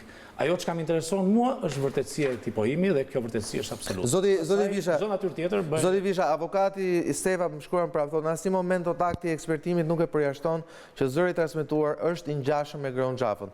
përkundër në konkluzion arrin që zëri i transmetuar është i ngjashëm me atë të Geron Xhafës. Patjetër, pra e thashtë.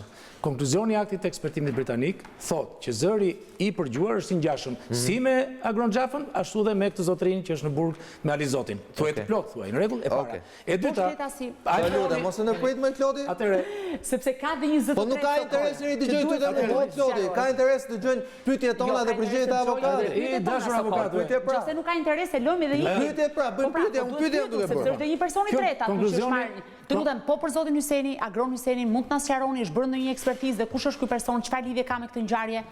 Agron Hyseni, për sa di nga procedimi, është një qytetar i Vlorës, i derivuar si i vëzhguar dhe i përgjuar nga shërbimi informativ në operacionin e nëntorit të vitit 2017, me Babalen emërues. Kjo është përzierja, ka luetur emrin Agron, nga shish. Keni djeni, zoti Visha, mund të na thoni konkretisht veprimet që ka bërë shërbimi informativ? Sepse edhe pyetja e oficerëve të shishit është bërë me dyert mbyllura, edhe si thua, çdo derivat hetimi nëse ka ndaj tyre është objekt një pune që duhet ruaj përgjithsisht sekretin. Për sa kam djeni nga procesi, mbi atë pjesë që është publike, i kam thënë që gjitha. Mbi atë pjesë që është jo publike për shkak dyert mbyllura, kërkoni të bëhet publike. A është brenda kësaj pjesës, të lutem Sokol dhe një pyetje, a është brenda kësaj pjesës së mbyllur pikërisht ai segmenti i errët që ju akuzoni si segmente brenda institucioneve për dëmtuar imazhin e Fatmir Xhafës? Errësia e veprimeve të realizuara nga shërbimi informativ përkohën dhe prokuria krimeve të rënda buron në palishmërinë e veprimeve të tyre. Buron në shpejtësinë e jashtëzakonshme të veprimit pa një bazë të mirëfillt probatore, qoftë edhe fillestare për të realizuar një aksion të menjëhershëm dhe për më tepër e parasgjithash buron nga mosveprimi i mëtejshëm, qoftë përpara, qoftë pas. Pra qoftë me rezultat nga ky hetim që realizoi, qoftë me ndëshkim të atij që prodhoi falsërisht. Zoti Visha, sërish po i bëjmë pyetje ndërhyrë të fundit nga avokati Indrit Sefa i Oldashit, pasi duhet bëjë një pyetje në fund. Avokati thotë kolegu juaj, gënjen kur pretendon se ka bërë kallëzim Partia Demokratike ndaj përgjime. Prokuria e krimeve të rënda, thot avokati Sefa, e ka regjistruar çështjen për trafikim lëndësh narkotike kryesisht, dhe duke qenë kjo vepër me dënim mbi 7 vite burgim u autorizuan përgjimet. Nga ky hetim u përgjuan vetëm ata persona që nuk merren me trafik droge, ndërsa ai që duhet të përgjojë iku dhe u dorëzuar në Itali. Pra një farë mënyre avokati hedh poshtë tezën tuaj që prokuria e krimeve të rënda ka vepruar në funksion të një plani ku ishte përfshirë dhe Partia Demokratike dhe thotë përkundrazi nga ky proces përfitoi vetëm Geron Xhafa. Nga ky proces deri tani në vlerësimin tim prapë i nderuar koleg ka fituar e drejta dhe jo Geron Xhafa. Nëse ajo i përkon atij është fati i tij dhe jo fati juaj. Mbi kallëzimin të Partisë Demokratike, atëherë referojeni të shkuarës që në momentin e konferencës për shtyp, çfarë ishte produkti? Ishte një kallëzim publik, tha PD-ja. Një kallëzim publik, kanë vajtur madje me zell të madh në Prokurinë e Krimeve të Rënda për të realizuar dojmos hetimin mbi trafik droge për Geron Xhafën. Ky ka qenë një qëllim sa politik aq institucional i konsumuar me vajtin e tyre atje. Me lezo aktet e tyre. Nuk e konsumuam këtë nga vipam. Si personi pretendimet e zotit Salinjin se nga komunikimet telefonike tabulatet dhe sidomos nga qelizat e antenave, Gerondi dhe Babalja dhe Oldashi kanë qenë në Vlorë në të njëjtin orar në 24 tetor 2019. Atëherë, e komentoj me shumë detaje. Të luajturit me gjysmë të vërtetën është mënyra më inteligjente të gënjyerit. Ne nuk e preferojmë këtë, ne e demaskojmë këtë, ne e kërkojmë të shërnjosim nga pikpamja e provës. Ka një dinamik të pretenduar nga pala kundërshtare mbi mënyrën si është realizuar takimi Babale Geron Xhafa, thonë ata. Vajtëm në Vlorë, thot, e thot dhe gazetari. Vajtëm në Vlorë, thot, fillim hyra dhe unë lokal, vajtëm pam, e nuk e gjetëm Geron Xhafën, pastaj brodhëm ku vajtën vendet tjera dhe e morëm në telefon. Është e vërtet që ka marrë në telefon. Kanë 2 shkëmbime telefonike. Dhe e morëm telefon dhe lam takim, qofse mban mend atë pjesën e tij, thotë, "Mo, pasha do vemi te toto, dëgjon mo", pra edhe mbyllja është mbyllja, tregon faktin që është mbyllur telefoni në atë tjetër, nuk ka fund biseda, po kjo s'ka rëndësi. Ka një telefonat bërë mes Babales dhe Geron Xhafës. Ky është fakt i pohuar nga ne në kallëzim. Pos kësaj telefonate, thotë ai që ka krijuar provën, gazetari dhe Babalja dhe të tjerët që kanë, si thua, orkestruar dhe shfryzuar atë, thonë është realizuar takimi dhe është bërë përgjimi i famshëm. Tani ne i themi, ku është Geron Xhafa në momentin e bërjes telefonatës me Babalen? Se është momenti fillestari i kontaktit mes tyre. Dhe nuk është në Vlorë. Në momentin e bërjes telefonatës, për shkak të faktit që tabulat telefonike tregojnë dhe qelizën telefonike që lidhet subjekti përdorues i telefonit celular, është jashtë qytetit Vlorës në drejtimin Fierlushki. E këtë gjë bën dhe pasgjysore. Atëherë themi kur janë takuar. Ju po thoni që në 24 tetor Geron Xhafaj nuk ka qenë në Vlorë? Në 24 tetor. Në momentin e telefonatës, Geron Xhafa nuk ka qenë në Vlorë. Dhe post telefonatës nuk ka qenë në Vlorë. Atëherë ku është bërë takimi? Se këta thonë është bërë lokalin e Geron Xhafës. Kjo është pikëpyetja e madhe e pikëpyetjeve të kolegës këtu. Pa diskutim, sepse më pas pretendon Salinjin në seancë gjyqësore ka përgjime të tjera që provojnë, pra e pranon këtë pjesë që thoni ju, që në momentin që është bërë telefonata, që Albert Veliu e ka telefonuar Geron Xhafën, njëri ka qenë në fier, pra Veliu dhe të lutem, këtë është thënë sallën e gjyqit ka qenë në fier në drejtim të Vlorës, ndërkohë që në momentin që presupozohet sipas tyre, të lutem, presupozohet sipas tyre që është bërë takimi fizik, gjë të cilën unë kam insistuar atë natë dhe zoti Salinjin nuk më dha provë, dhe kam insistuar pikërisht për këtë pjesë, sepse Oldashi thotë se nuk kanë qenë në Oldashi nuk ka qenë aty, por ai pretendon që qelizat përkojnë aty, ama pretendon edhe këtë gjë që në këtë, pra tek antena që ka vënë gjithë qelizat telefonike, nuk ka asnjë gjurmë të Fredi Alizotit. E ke gabim. Ta kemë unë gabim, unë po kem pretendime dhe çfarë rezulton. Atëherë, je gazetare investigative. A i qëndron kësaj logjike që po them unë apo jo? Jo, unë nuk qëndron kësaj logjike, po flas gjithë ato çfarë janë në dokumenta. Post bisedës telefonike është bërë takimi. Si është bërë takimi në Vlorë post bisedës telefonike, kur kjo bisedë dhe të paktën 2-3 orë tjera mbas saj, antenat qelizore të Geron Xhafës janë 10 kilometra larg Vlorës. Kjo është pikëpyetja. Sipas çfarë që keni një nga provat, çështja nuk është një. Keni ju në raport me Fredi Alizotin, a ka një provë konkrete që lidh pra në momentin që presupozohet që është zhvilluar takimi pretenduar mes Geron Xhafës dhe Albert Veliut? Në fakt, a përkon Albert Veliu të jetë në të njëjtin vend sipas qelizave të telefonit apo të dhënave të tjera në të njëjtin vend me Fredi Alizotin? Jo, nuk kam prova për këtë. Nuk kam prova që Alizoti ka qenë pjesë e këtij grupi në 24 tetor. Nuk e kam, por kam prova që Alizoti është mik e njohur frekuent i Babales prej shumë vitesh. Okej, zoti Visha, dhe kam prova përgjimesh që provojnë bashk akordimin e Babales me Alizotin, provat realizuar nga përgjimet e prokurisë. Janë shumë domethënëse. Shumë domethënëse, po patjetër është realizuar ato përgjimi. Atëherë, përgjimet janë të majit të këtij vitit, post majit, pra në 14 maj është bërë, duhet të kenë filluar nga 17-a, mos gaboj tani me datën e përgjimit, duhet të kemë aktet. Në 17 maj duhet të kenë filluar interceptimet. Dhe ka një seri bisedash telefonike me Babalen nga Alizoti, si kur Babalja ishte ende në territorin shqiptar, edhe kur ky individ ka vajtur jashtë territorit shqiptar. Jo, po flas, të lutem, dhe të fundit, interesin tim. Jo pjesën nga ku fillon hetimi, kam hije në raportet Babale Alizoti nga Babalja vetë. Unë i me zi pres, po hime të këti individi, pavarësisht vlerës tyre. Por me shumë pak teknik, do doja shumë ta kisha këtë Babale në gjyq për të realizuar në mënyrë argëtuese të dy bashkë, të dy bashkë do argëtohesh me përgjigjet, ju asiguroj të. Pikërisht aty tek dyshimi që ne kemi shprehur që në fillim, që unë do ta besoja gjithçka i thoni, nëse do të kisha të gjithë personazhet ballë për ballë. Të lutem Sokol ma lër dhe një të fundit. Që prokuria as nuk veproi me arrestin e Babales. Pra në një krah prokuria nuk veproi me arrestin e Babales dhe Partia Demokratike segmentet saj bën çmos për largimin e tij nga territori.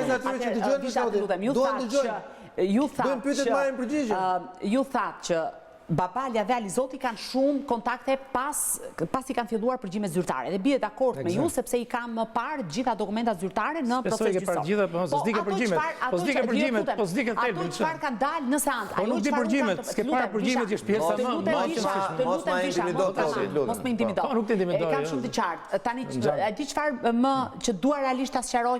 Fredi Alizoti pretendon që është njeriu që ka imituar zërin e Agron Xhafajt. A ka ndonjë të dhënë në dosje zoti Visha, cilën unë mbase nuk e kam kuptuar si duhet, mbase edhe kolegët e mi, që tregon pikërisht momentin kur është bërë ky audio përgjim, pra që ata të dy kanë bërë rolin sikur njëri prej tyre është Geroni. E dhëna e vetme se kur është bërë i dedikohet nga pamja pohimit këtij Alizotit. Nuk ka subjekte tjera që operojnë mbi një kobërje tjetër veç asaj të tetorit. Pra, Salinjin pretendon e ka pas Partia Demokratike që në fund tetorit, megjithëse se ka bërë këtë pretendim që herët, po e lëm këtë kontradikt, ka pretenduar që ka mbajtur 6 apo 7 muaj për hetimet më teshme, por nuk thotë që janë këto hetimet më teshme, e si nuk kanë dhënë një rezultat të kundërt për sa kohë ka pas më lidhje Babale Xhafaj, megjithatë e lëm edhe këto. Pastaj kemi gazetarin që pretendon po kështu tetorin, edhe kemi Babale në deklarimin e mëparshëm, por që nuk ka rrok në mënyrë plot këtë. Pohimi i Alizotit është për mua një pohim tërësisht i kurrizueshëm. Ju thash, unë ndaj Alizotit kam po aq besim sa kam ndaj Babales, i trajtoj një lloj. Nuk kam asnjë vlerësim të ndryshëm subjektiv ndaj secili prej tyre. Janë të dy të inkriminuar si sajues, si të përdorur për këtë çështje. Po, Mirxhozi. Dua ta pyes zotin Visha për një aspekt i cili mendoj është shumë delikat të histori. Dim që në momentin që u prodhua ky konflikt, zoti Xhafa ishte ministri i brendshëm. PD ka harxuar një energji të madhe mbas si ndodhi ngjarja dhe doli audiopërgjimi për të provuar që policia u investua në mënyrë drejt për ndotjen e provave, për prishjen e, si të thuash, gjithë atij kuadrit që do të sqaronte sipas saj lidhjen e drejt për drejt Geron Xhafajt me audiopërgjimin, rolin e tij etj. Pra që do të sqaronte, do të konfirmonte versionin e saj të gjërave. Ju si avokat i Geron Xhafajt, si e konsideroni sjelljen e policisë në ato orë dhe në përgjithësi në gjithë këtë histori? Pra si e hidhni poshtë në fjalë të tjera atë që ka pretenduar opozita për ndërtuar një teorem sipas cilës u investua i gjithë shteti dhe në rresht të parë ishte, si të thuash, policia e shtetit, për shkak se ministri ishte interesuar dhe kishte konflikt interesi drejt për drejt, në mënyrë që të fshinte gjurmët dhe provat e kësaj ngjarje. E para vlerësimi im është që roli i policisë post kësaj ngjarje, veçanërisht post vetofrimit Alizoti e post përgjimeve të Alizotit, është pa relevancë ka pikpamja e ndotjes provave. A ka një mungesë korektësie absolute nga pikpamja e raportet që krijohet? Ka. Po për çfarë arsye mendoj unë? Për arsye të statusit hibrid të Alizotit nga pikpamja procedurale. Ky individ si ishte ende i pandehur, nuk ishte ende bashkëpunëtor drejtësie, nuk ishte ende i penduar, nuk ishte ende një dëshmitar, nuk ishte ende një subjekt i ndërfutur, se ishte dhe kjo frikë. Është dhe kjo frikë që mundet të ndërfutet një individ e të shtiret si i tillë për tu, si thua, qëruar më kollaj pastaj të vërtetën apo të kundërtën e asaj të vërtetë që do individi që e ndërfut atë. Në të pesë të opozicione, është shumë e vështirë që policia të ndërmarrë një raport të karakterit të mirëfillt, qoftë të disiplinimit ligjor, pra të kufizimit lirisë, të striktëmërisë, të ruajtjes fizike për kacë, se është dhe kjo tjetra, se një individi caktuar, nëse ka vlerën e dëshmitarit penduar, duhet i ruhet jeta sepse bashkëpunëtori me të është ai që agreson. Nëse ka vlerën e i të infiltruari, duhet të ketë po të jepet lekë dhe ti thuhet tjetër se po të sjell lekë ata. Ata shiu, nuk e di sa e vërtet është dhënia e lekëve dhe sa si lekësh është dhënë. Por me dëshmitarin, çdo autoritet procedues, sidomos kur dëshmitari është i mbrojtur, ka një status, si thua, mbikëqyrje edhe ekonomike të tij. Është me ligj kjo. A e kish marrë këtë status? A e kish marrë këtë status? Nuk e kish marrë. Të qenit eksakt. Të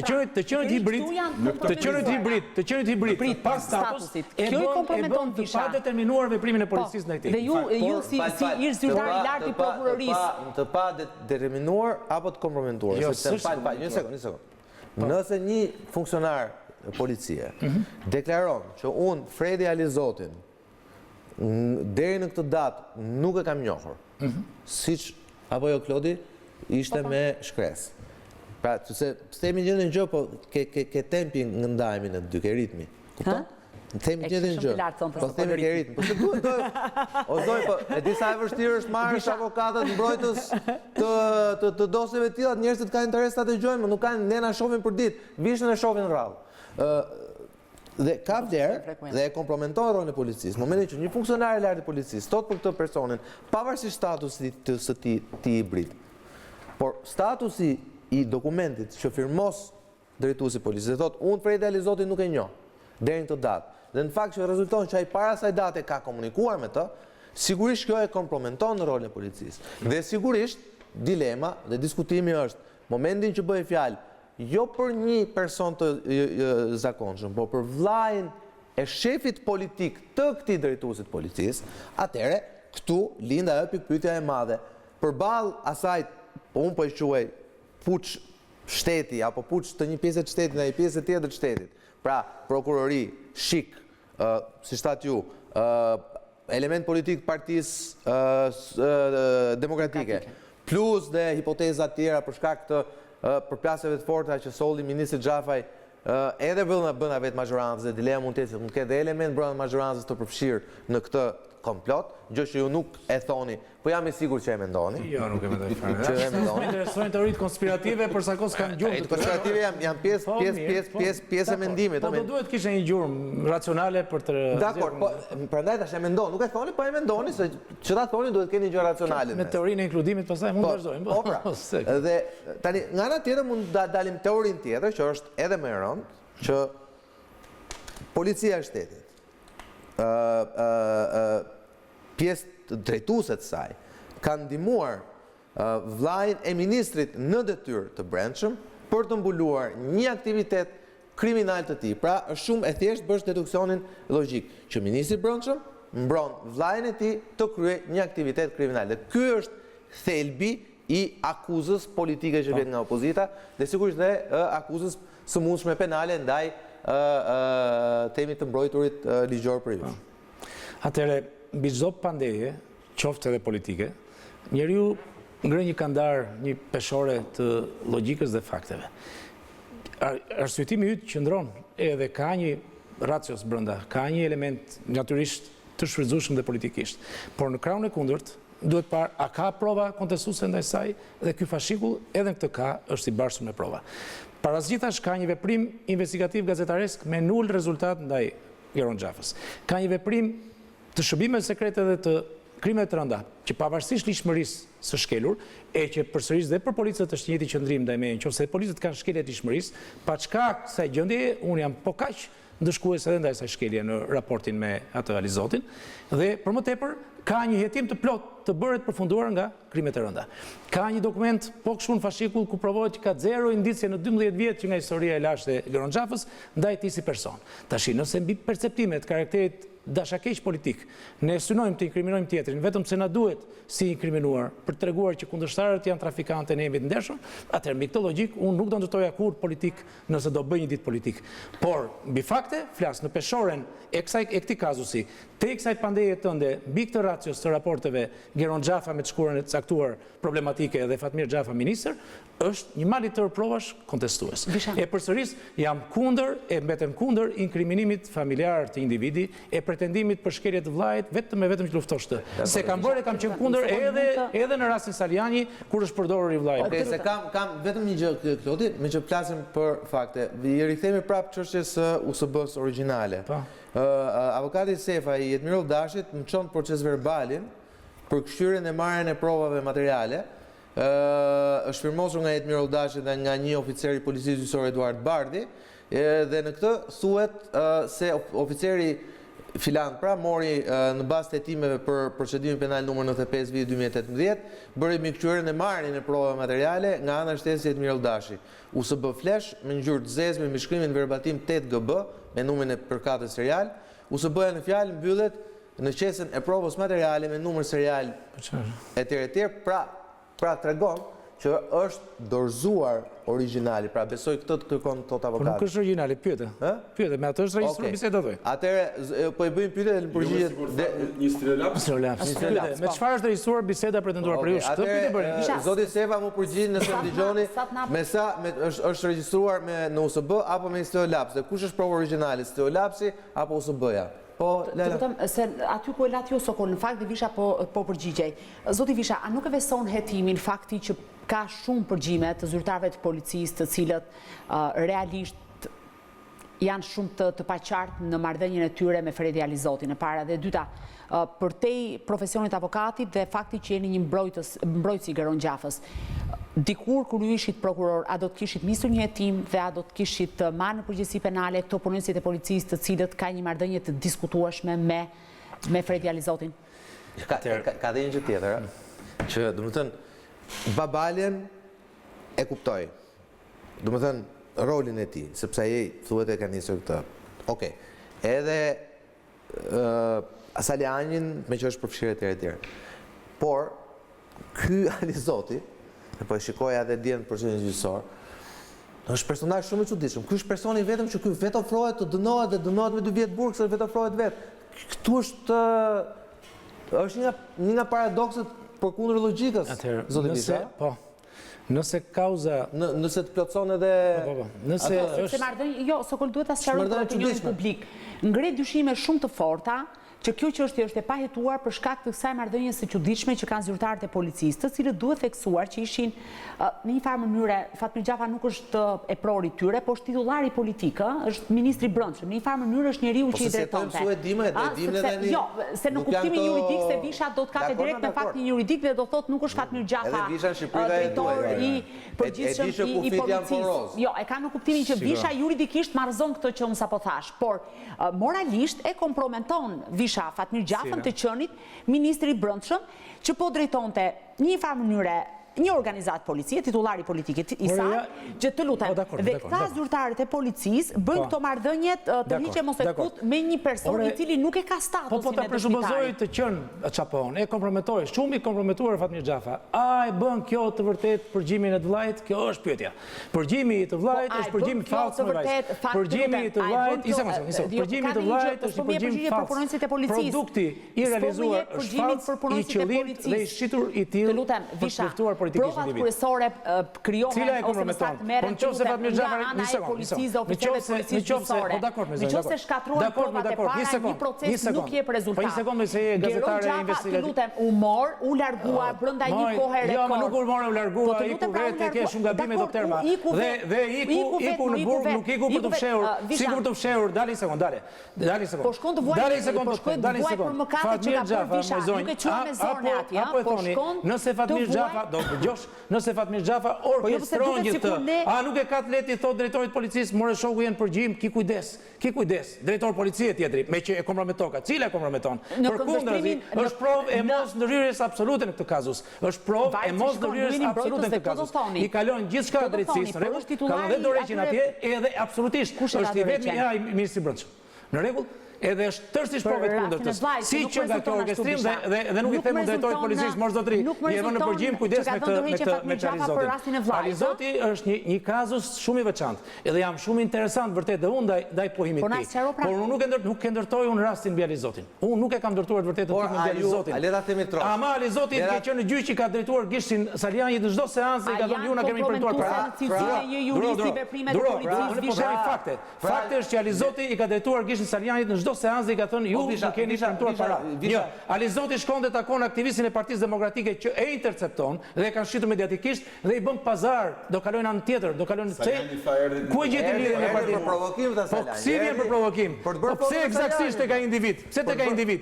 Pse tek ai njeri? Për bërë foto me Salinjit. Nga e dinte ai individi që vinte për provokim dhe realizonte përgjimin. Po dalë ose personin që i dolin takim, sipas Salinjit, e nxora unë se s'doja të dilja vetë në takim. Po pikërisht për nga e diti provokator, sepse një foto shikonte provokimin. E kuptova që po vinte për të provokuar. Me shenja e kuptoj. Tani ku e di unë domethënë. Po dalë se ka një pretendim. Atëherë kur ka një pretendim, në rregull duhet të ketë edhe një argumentim të atij pretendimi. Juve pretendoni që në telefonatën që ju bëj unë jam i provokator dhe më shmangni dhe arrasni një subjekt tjetër që e keni vartës në parti. Po pse? Provokatorin e largoni. Pse interceptoni? Nga e parashikoni që ky provokatori që ka aq i ndyr e do vi futur nga Fatmir Xhafa dhe Partia Socialiste për të bërë kvazi dëshmitarin tuaj. Po ekskludojmë tërësisht Alizotin, po i them kazusi që qëndron vetvete me kolona. Ai nuk është as mur i shëmbur. Përkundrazi, dhe si shëmbur tulla e ka rënë Salinjit në kokë. Si i ka thënë në gjitha seancat, zotëri, ju keni vërtuar parat. Dhe ajo çka është hija e munguar, jam shumë kurioz, shoh një dialog Babale e Salinjit. Babale më falni dhe Alizoti. Ajo do ishte çështja mbitor të shikojë një dialog. Nuk e kemi. Nuk na kanë bërë të mundur Babalen ta kishim aty në pozicion. Po sepse Babalja shikojmë ndërkohë edhe me gjithë respektin njerëzor, Babalja me gjithë respektin njerëzor ka një IQ të ulët. Ka një qëndrim moral të provuar në kohë, të kontestueshëm dhe ka një dinamik fjale tërësisht të lehtë për të të gjithë këtë gjë që u thoni, nëse do t'i shikoja të ballafaquar Fredi Alizotin, Albert Veliun, Geron Xhafën bashkë me Ervin Salinjin. Dhe do ta besoja gjithë këtë që u thoni në qoftë se zëri Geron Xhafës, i Alfred Veliut, i Fredi Alizotit, i Agron Xhafajt që nuk e di kush është, apo të tjerëve me radhë. Tani ujku nuk e kemi, gjurmët ju si gazetare, a i shifni më zonjë? Ujku nuk e kemi, gjurmët për e pyes, a i shifni ju si gazetare? Jo, po më duhet ujku, mo, pse duhet mere me gjurmët kur kam ujkun? Nuk e kemi ujkun. Ujkun për cilin po diskutojmë, Visha e larguat Visha, ose pranoj të largohej. Nuk e largoj njeri me dhunë Geron Xhafën. Nuk e kemi më zonjë, gjurmët ju si gazetare, investigative, e shifni apo jo? Pak thelbi i konkluzioneve që duhet arrim pasi kemi dëgjuar Salinjin dhe avokatin mbrojtës Geron Xhafës, do flasim për këto dhe ne jemi fush lirë interpretimit dhe konkluzionit dhe nga gazetarët në pjesën e tretë. Rikthehemi pas pak.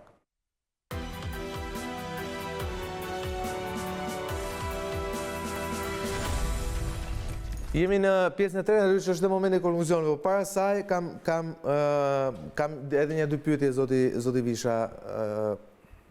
Fatmir Xhafaj u akuzua, po kam përshtypjen që akuza mund mbitet direkt mbi ju për ndryshimin e kodit procedurës penale për transferimin e personave të kategorisë së Geron Xhafajt. Cila është e vërteta e ndryshimit të ligji, me që mund të thonë që ju jeni marrë personalisht me këtë ndryshim, dhe a përfitonte Geron Xhafaj nga kjo gjë dhe çfarë konkretisht? Ndërkohë du pyes, paranteza, u përgjigj avokati palës tjetër? Po doja them. Ndryshimet ligjore procedurale në Shqipëri për vitin 2017, për sa i përket marrëdhënieve jurisdiksionale penale me jashtë, prodhuan disa rezultate, të cilat nuk afektojnë në mënyrë quasi absolute, dhe shpjegoj pse, rastin e Geron Xhafës. Në marrëdhënie me Italinë, një subjekt i dënuar me vendim formës prerë mundet të nënshtrohet veprimit të dy instrumenteve ligjor, dy palësh. I pari është ai i njohjes vendimit penal të huaj në territorin shqiptar, ose anasjelltës, prezumohet, po deri më sot pak janë rastet. Dhe i dyti është, ky i pari është 2004-s fuqia, i dyti është 2011-s fuqia, është nënshkruar në vitin 2008 nga dy qeverit, është i ekstradimit të shtetasve përkatës.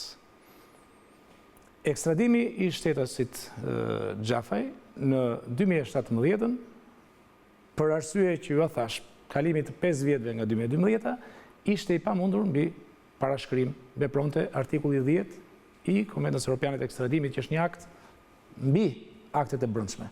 Pra neni 10 i Konventës Europiane të Ekstradimit, i pandryshuar me protokollin shtesë të 4, sepse Italia s'e ka ratifikuar, pengon ekstradimin e shtetasve si nëse vepron parashkrimi i vendit kërkuar, si nëse vepron parashkrimi i vendit kërkues.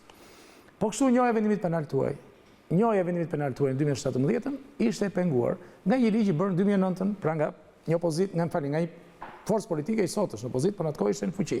Ligji i 2009 si marrëdhënie me jashtë, në nenin 54.b, pengon njohjen e vendimit penal tuaj të parashkruar. Kështu që për këto dy akte, njëri madhor nga pikpamja e mundësisë ndërhyrjes sepse është akt ndërkombëtar dhe në respektim të nenit 122 të kushtetutës son, ka hierarki absolute mbi vepruesën e ligjeve brendshëm. E tjetri ligj i marrëdhënie me jashtë i realizuar në kohë nga një parti tjetër politike që s'do parashikonte dot as rastin Xhafa ndoshta në atë kohë, as rastin e një situash vllajt të tyre, për të dyja këto ishte i pa ekstradushëm. Ajo çka u akuzua Xhafa është 491. F-ja e famshme për që është drejt e Zotit dhe natyrës. Nuk mundet dot të ekstradosh një individ që është dënuar pa ditur asgjë për procesin e tij, pa i dhënë mundësia e mbrojtjes e njohjes me aktet. Ka patur dieni për. Ja të them. Jo, një sekond, nuk ka lidhje me Xhafën kjo, pra pikërisht. Kjo s'ka asnjë relevancë me Xhafën, se Xhafa e kishte dienin dhe avokatët i kishte të tjerë. Po ky ndryshim, ky thelbësori, jo vetëm s'ka lidhje drejt për drejt me vllajën e tij, por është një ndryshim e nuk ka lidhje fare me Xhafën si propozuese, si nënshkrues, fare. Kjo po është absolutisht derivon nga një protokoll shtesë i Konventës Europiane të Ekstradimit. U mor motamo, është marrë pikërisht ajo normë për të bërë. E imja si propozim, përsa munda, ishte krejt e ndryshëm në thelb, po që se do të bëj një emision të tërë, se si unë jam kundër, e do mbetem kundër një marrëdhënie ekstraduese me Republikën e Italisë, sepse është një marrëdhënie që i ka dhënë fund nga pikpamja reale një bashkëpunimi të ndërsjellë, është një marrëdhënie që ka realizuar një drejtësi ekstremet pa merituar për subjekte shqiptare të dënuara në një kohë të lashtë, në një kohë që mund t'i njohësh ato vendime këtu, ose mund të procedon në mënyrë autonome Shqipëria këtu, dhe është një marrëdhënie që ka shkatruar në të paktën nga 2011 janë 650 raste ekstradimi shqiptarësh në Itali, 0 raste italianësh në Shqipëri, por janë 650 subjekte që kanë ikur për mëkate të rinisë tyre, në rregull, që kishin ngritur një ekonomi të caktuar, një rreth familjar të caktuar, është shumë e rëndë të çosh një 60 vjeçar të vuajë një burg për një krim të bërë 19 vjet apo 20 vjet përpara.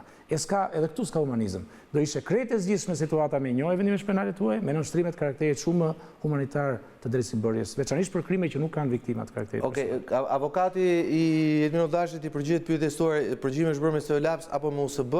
Thotë përgjigje është bërë datë 24/10/2017, pra bëhet fjalë për datën e famshme të përgjigimit të bisedës, të presumuar nga pala tjetër. Materiali thot është karkuar nga stereolapsi dhe është hedhur në USB.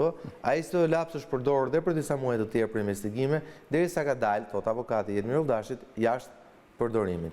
Në atë USB është materiali bruto i shkarkuar nga stereolapsi, ndërkohë ai më çon një foto të provave që thot ai janë dërguar për inspektim në laboratorin e JP French në Angli, ku duket qartë që nuk është USB-ja. Pra provat e dorëzuar nga avokati Visha, thot avokati kundërshtar juaj, në mënyrë janë dorëzuar në mënyrë ekstra procedurale dhe në mënyrë të njëanshme. Tani e para rezulton që është bërë me stereolaps dhe ky pojim është i vërtet. Pra stereolapsi i bie të jetë zhvigjeruar me këtë përgjim. Adulteri stereolapsit i mëpasshëm le të mbetet i besueshëm për këtë doj, po jo për mua, veçanërisht për cilëtetin e përgjimit që pretendonte për gjuhësbërës. Po në këtë rast mbas ligjit, ta mbaroj logjikën. Teknikisht sa humbet, lutem fal. Teknikisht sa humbet kalimi nga një pajisje në tjetër? Po padyshim që ka 20-25% ta themu nga përvoja ime ekspert teknik. Po ta themu veçanërisht për këtë fushë. 25% humbet. Si fshirja e kërcitjeve. Konsiderohet si rrethan vendimtare për ta hedhur poshtë replikën? Jo pra, a quhet prova apo jo? Quhet prova origjinale apo jo? Po, me fjalë tjera, quhet prova apo jo? Praktika recente e këtij vendi.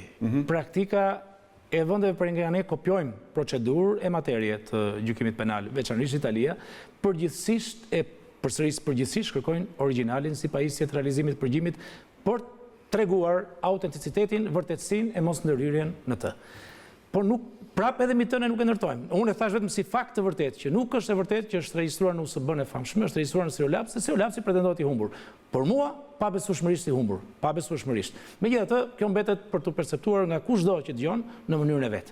Ajo çka dua të them është që provat që kemi realizuar ne, kemi realizuar në USB-n origjinale, të dorëzuar në prokurori, të realizuar nga prokuroria. Teknikisht nga prokuroria. Prova realizuar tjetër prej meje është në shtesë së saj. Këto të mijat janë modele e krahasimi. Objekti krahasimit, objekti me cilin duhet krahasohet, është ai realizuar nga Partia Demokratike. Në ka çuar prokuroria këtë të tyre, apo atë të realizuar me marrjen me verbal që ka bërë atje, kjo është punë e prokurorisë, po jo imja.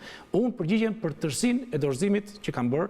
Absolutisht autentik. Nëse kanë gjë me vërtetësinë e tyre, nëse kanë gjë me zërin, padyshim e mirëpres çdo vrejtje, çdo karakter, qoftë paligjshmërie, qoftë papërdorshmërie nga pikpamësia. Por nuk është ngritur kjo. Para se të jap fjalën. Se nuk është ngritur kjo. Shoni një kuriozitet me thatë publicitet. Çfarë është ky instituti ku keni realizuar ju? Unë kam realizuar disa akte ekspertimit, të thash, për arsye të bindësimeve të brendshme. Ai është i shtatorit të vitit shkuar tek eksperti i mirënjohur italian Pizzanti në Sardenja, është ekspert i përdorur edhe nga Berlusconi në rastet e në rastin Rubi apo jo? Në rastin Rubi. Po Klodi atëherë fjala është për ty, jemi te momenti i konkluzioneve. Në fund pjesës parë zoti Visha. Unë kisha një pyetje personale për zotin Visha. Zoti Visha, ju keni qenë drejtor i ekstradimeve, thënë gjuhën e thjeshtë, drejtori i marrëdhënieve juridiksionale me jashtë në prokurorinë e përgjithshme për një kohë shumë gjatë, edhe gjatë kohës që procesi për Geron Xhafën vionte në Itali. Sigurisht në kuptimin ligjor nuk di nëse kjo ju vën në konflikt interesi, po në kuptimin moral, a jeni në konflikt interesi për faktin që nga një drejtor ekstradimesh që kishit detyrë të kontrollonit një farë mënyre dhe të shtynit përpara gjithë këtë procesin për Geron Xhafën dhe për shumë shqiptar apo shtetas tjerë për shkak të marrëdhënieve që kishin në Itali dhe sot një mbrojtës i tij. Pra si e shikoni veten në këtë raport? Po tash, po që se jemi këtu për bërë dhe gjyqin ti moral, me shumë qef e rrefektë, sepse thonë arbreshët, kush kërkon të dalë mes kuvendit, duhet të mësohet la dhe me ujtë pisët. Është shumë e bukur kjo, si shprehje. Kështu që dhe po të edhe ujtë pisët, unë pra do larë me atë ujtë. Absolutisht, është një pyetje nuk ka asgjë morale që më e lidh me të dashur. drejtë. Unë kam punuar me pasion, me zëmër. Po ju keni qenë zyrtar i lartë në prokurorinë e përgjithshme. Dhe nuk është vetëm kjo çështje, janë dhjetra të tjera. Është nuk ka pyetje të këqija. Është shumë e lartë. Ka përgjigje të këshia. Eksakt. Unë kam punuar 10 vjetë në prokurorinë e përgjithshme dhe jam jo vetëm krenar në mënyrën më të plot fjalës, por gjumë lënës në atë institucion edhe 11 vjetë pasi kam ikur. Si në raport me kolegët e asaj zyre, si në raport me ish-deputetin e mi, ashtu dhe në raport me gjithë homologët me cilët kam ndërtuar për herë të parë në këtë vend marrëdhënie absolute të besimit ekstrem e po doni e ju i dini gjurma se bashkë kemi biseduar po kot t'i bëj publike se ishte mburje kjo. Apo jo. Me që më thatë për moralin, po ju them, një lloj siç kam qenë besnik i shtetit dhe i ligjeve të këtij vendi. Kur kam qenë prokuror, po aq besnik jam me çdo njeri që marr përsipër ta mbroj si avokat.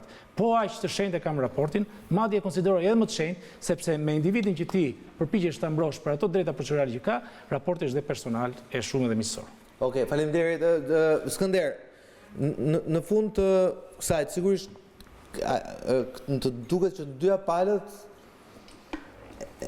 domethënë kanë arritur me sukses të fshehin ujkun, por a kemi gjurmë konkrete, me që sot në gjykim publik kemi palën tjetër apo të vërtetën tjetër të dosjes Babale.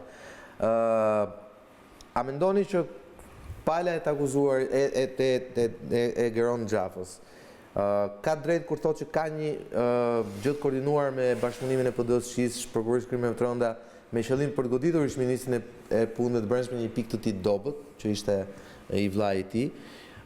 Apo mendoni që është vërtet pretendimi i palës që ka humbur gjyqin, që thotë se në fakt ka një organizim paralel të ministrit të brendshëm, strukturave të policisë, me krijimin e dëshmisë së Alizotit, për të themi deformuar vendimin e drejtësisë së dhënë 24 orë më parë. Pra cila nga palët ka drejtësi pas jush? Që t'i marrë hua avokatit një shprehje, unë nuk shoh një provë mbret as për njërën dhe as për tjetrën palë. Në sensin që, për t'ju përgjigjur pyetjes tuaja në lidhje me PD-n, këtu mund bëjmë deduksion më shumë se sa një konkluzion bazuar mbi prova. Dhe përsa i përket deduksionit, unë thjesht do t'ju kujtoj juve që ishte momenti kur, siç edhe unë e thash më parë dhe për këtë unë jam i bindur, por PD realisht po kërkonte një fabull. Por kërkonte një fabull për të ringritur në një vit mjaft vështirë për të, kur sapo kishte humbur pushtetin për herë të dytë në zgjedhje, dhe kur kërkonte për të provonte teoremën se gjithçka në të gjitha katet e qeverisë së Rama, gjithçka ishte e korruptuar, e bazuar mbi afera, mbi drogë, mbi korrupsion etj. Dhe kësaj teoreme natyrisht ishte interesuar t'i gjente si të thuash provat materiale. Fakti që ky audiopërgjim ka fjetur rreth 7 muaj dhe opozita vetë pretendon se e ka mbajtur për të bërë verifikimet e saj të rastit, më bën të mendoj më spaku se ajo ka kalkuluar jo vetëm momentin për ta hedhur, por edhe dëmin më të madh të mundshëm për të shkaktuar në një moment caktuar kur do e hidhte në treg këtë audiopërgjim. Unë mendoj, jam i bindur dhe realisht e përsëris që kjo aferë nuk e ka më vlerën që kishte, zoti Xhafaj nuk është më ministër, vllai i tij ka vajtur në burg, dhe sot ne ndodhemi në një çështje të cilën realisht është me vlerë, që në prezencë të kaq shumë aspekteve, detajeve, gjërave të paqarta etj. Është mirë që drejtësia ta thotë fjalën dhe të merret si i mirëqen verdikti i saj. Në këtë sens, unë do të thoja që nëse ne ngulmojmë që kemi, si të thuash, një dakordsi me vendimin që del nga një tavolinë gjyqtari, atëherë këtë lloj qëndrimi do ta kemi në konsekuencë, sidomos kur bëhet fjalë për forcat mëdha politike tek të cilat i kanë syt të drejtuar qindra mijë njerëz. Në këtë sens, unë mendoj dhe shprehem se kam dyshime të thella që çështja e Agron Xhafajt është një çështje me një tendencë për dëmtim të fortë politik të vllait të tij, duke pas parasysh jo vetëm faktin që ai kishte një post shumë të rëndësishëm në ekzekutiv, por edhe një efekt tjetër, Balla i cili është duket ansor, por për mua është qendror, që nuk goditej vetëm shefi i dikasterit të punëve të brendshme. kam përshtypjen se me një gur vriteshin jo 2 zogj, po një tuf zogj. Në sensin që Fatmir Xhafaj për mua kishte një, si të thuash, një rezonancë dhe një peshk edhe më të madhe se sa posti i ministrit brendshëm në rastin kur ai ishte shefi i një tavoline edhe më të rëndësishme që ishte ajo e reformës në drejtësi. Pra indirekt me diskreditimin e shefit ose të kreut të tavolinës, i bie që edhe vetë procesit merrte një njoll ose një damk indirekte që do ta ndëmtonte. Dhe ne i dim debatet që bëheshin edhe në atë kohë në lidhje me reformën drejtësi. Pra do të thoja që ka qenë një operacion i cili nëse nuk është dirigjuar, të paktën është kërkuar të nxirret prej tij një përfitim politik maksimal, ashtu siç ne e pam dhe ashtu siç ne e dim se e bëjnë partitë politike në Shqipëri kur kanë në dorë një kartë kundërshtarëve. Klodi, temi konkluzionet bazohen në rezultatet e gjithë këtij procesi që me gjas nisi 24 tetor 2017 dhe përfundoi para Krishtinëve 2019. Geron Xhafaj është në burg. Fatmir Xhafaj nuk është më ministër i brendshëm, por paradoksalisht në proces gjyqësor është dënuar akuzuesi kryesor i tij, pra Salinjin. Ke qenë këtu ke ndjekur sigurisht nga ndjekësit më të kujdesshme të procesit, ndjenit më shumë se të gjithë ne të dokumentave paraqitura në gjyq, mënyrën se kanë operuar palët. Kemi patur këtu Salinjin, sot patëm zotin Visha si mbrojtës ligjor të Geron Xhafës. Jemi besoj të tre skeptik tek fakti që nuk kemi një provë mbret që të vërtetoj qoftë mos përfshirjen e Salinjinit, qoftë mos përfshirjen temi të organeve shtetërore pro ish-ministrit brendshëm. Intuita jote si gazetare çfarë thotë? Është nga ato rastet e pakta në fakt që kanë qenë dyzuar dhe skeptike, ka rastisur që zoti Visha të reagonte në momentin që është bërë kallëzimi penal në prokurorinë e Tiranës. Jemi ndodhur në 24 me kolegen e Vasili. Jemi praktikisht një vit, më shumë se një vit më pas, dhe me thënë drejtën Sokol, kam debatuar sonte me Vishën, kam debatuar po aq fort me Salinjin, kam debatuar edhe në panelet tjera për këtë histori, por jam realisht e paqartë për të kuptuar sepse secila nga palët ka versionin e saj për këtë ngjarje.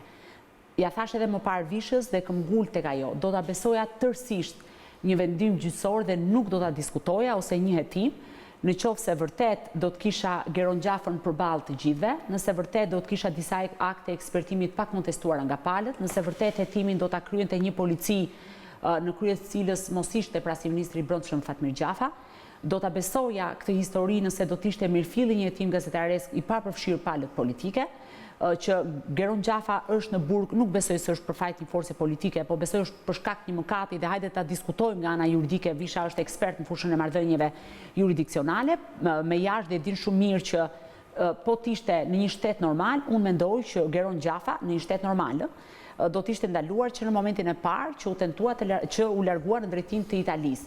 Pastaj pritej ekstradimi, ishte parashkruar, si ishte parashkruar, mendoj që këto ishin diskutime të një karakteri tjetër. Fakti që të gjitha palët kanë shfrytzuar çdo moment, kanë shfrytzuar të gjitha mundësitë e tyre për ta devijuar historinë në favorin e tyre, mua personalisht më bën të dyzuar. E kam pyetur dhe e kam gozhduar zotin Salinjin përballë, kam qenë e ulur në titën karike dhe i kam thënë, më jep provën që të lë jashtë kësaj historie. Unë sot nuk jam e bindur që Ervin Salinjin është jashtë kësaj historie, sikurse nuk jam e bindur që Fatmir Xhafa nuk e ka ndihmuar me varësit e tij të gjithë këtë histori për të shkuar në favor të vllajt, dhe sikurse nuk jam e bindur nëse Geron Xhafa është ose jo i përfshirë në ndonjë veprimtari kriminale. E dini pse? Sepse kam humbur besimin tek institucionet për mënyrën se si kanë vepruar në këtë histori, madje edhe në shumë histori tjera që ne debatojmë me Vishën për ditë. Në këtë kuptim, do më duhet të pres apelin, mbase dhe gjykatën e lartë, ose më saktë do ta besoja nëse vërtet në apel do të shqyrtoj kjo çështje nga gjyqtarët vetuar të cilët do të kishin kaluar me sukses testin e vettingut dhe po ashtu në gjykatën e lartë do të gjykojë kjo çështje po ashtu nga gjyqtarët vetuar. Për sa kohë flasim për një histori ku të gjitha palët kanë shfrytzuar të gjitha mundësitë për ta përdorur në favorin e tyre, unë jam skeptike. Ky është qëndrimi im në raport me atë çfarë kam parë. A kishte vend për të hetuar zyrtarët e policisë? Pa diskutim që po. A kishte vend që Geron Xhafa të jepte shpjegime dhe të nënshtrohej të gjithë procesit hetimor dhe gjyqësor? Pa diskutim që po. A ka populli shqiptar nevojë të di dhe të vërtetën e Fatmir Xhafës? Pa diskutim që po. Sigurisht që do duhet mësohen më pas edhe ato qëllimet e forcave terta që flet Visha, që sigurisht mund të ketë drejta, por për sa kohë që unë kam një veprim institucional për ish-drejtuesin e krimeve të rënda, për zyrtarët, nuk e di nëse janë aktualisht zyrtarët të shishit, apo dhe personat të tjerë të përfshirë, vetëm atëherë pasi të kisha të plotësuar gjithë të puzzlin, vërtet do të besoja që po, kjo histori ka qenë kështu. Unë edhe sot nuk jam e qartësuar. Po, ka ishte... Një replik vogël, në qoftë se mundem, me shumë dashamirësi ndaj këto. Absolutisht, e hapur. Po, problemi është këtu, në qoftë se heqim gjithmonë arbitrin nga fusha, nuk do të ketë asnjëherë ndeshje futbolli. Domethënë, do të vijë një moment kur kjo gjë ka që debatuar nga palët, të ketë një arbitër në fund. Në qoftë se themi edhe pastaj që dhe arbitri po prit se në minutën kaq bëri këtë nuk tani këtu kemi vënë një arbitër. Po edhe arbitrat kanë varë, kanë dhe vettingë, ka drejt thotit ajo. Sa ko vettingu është në gojë. Po në qoftë se kalon në shkallë dytë. Edhe gjykatësi që ta vendimin s'ka po vettingu. Gjykatësi që vendimin s'ka po vettingu. Po marrim interesin e njerëz palë. Në qoftë se edhe në shkallë dytë nuk ndryshon. Pastaj, e di çfarë do themi? Janë 50.000 dosje në gjykatë lartë dhe ne do presim derisa t'i vi radha dosjes në fjalë që të marrë vendimin dhe gjykata lartë dhe pastaj themi fundit fare që ne jemi qytetarë të cilët e zbatojnë do ta zbatojnë vendimin e gjykatës. Kush e vendos? Problemi është unë tash kush e vendos? Gjykata vendos. Nuk e diskutova këtë gjë. Ne kemi të drejtë të japim gjitha objeksionet tona mbi ato çfarë thonë gjyqësori apo jo. Unë është objeksion, Pa diskutim. Ne nxjerrim një konkluzion bazuar në disa prova fakte të tjera me radhë. Zoti Mingjozi, kjo histori është një histori që ka trazuar gjithë politikën shqiptare. Që me apo pa të drejtë, anatemoi Fatmir Xhafën, një njeri të lutem, pra të lutem, të thash, do ta besoja plotësisht nëse do të ishin një gjykatë e Republikës. Pa diskutim, në fund fare do ta respektojmë dhe unë dhe ju dhe Salinjani, nëse dënohet. Edhe po mos e respektojmë ne të dy, edhe gjithë ne që jemi këtu s'ka në rëndësi. Jo do shkojë zotëria do vuaj burgun nëse. Ne flasim me logjik. Po pra, dhe me logjik thash, jam e dyzuar për ta besuar sikurse me zotin Visha që e kam sot përballë, të lutem. Jo, s'ka lidhje, nuk kurse s'më pëlqen mua. Problemi është që nuk e thash për ty. Ne flasim gjykojmë të tretë. Me zotin Visha ne kemi diskutuar 10 raste që edhe pasi kanë përfunduar procese dhe besoj bien dakord këtu, personalisht kam qenë e dyzuar dhe kemi shprehur shqetësim që mund bëj kështu, mund bëj ashtu, se është kjo e drejta apo nuk është kjo e drejta. Sikurse bie dakord me Vishën për rastin e transferimit të shtetasve shqiptar në drejtim të Italisë, që realisht kam të njëjtin qëndrim me të.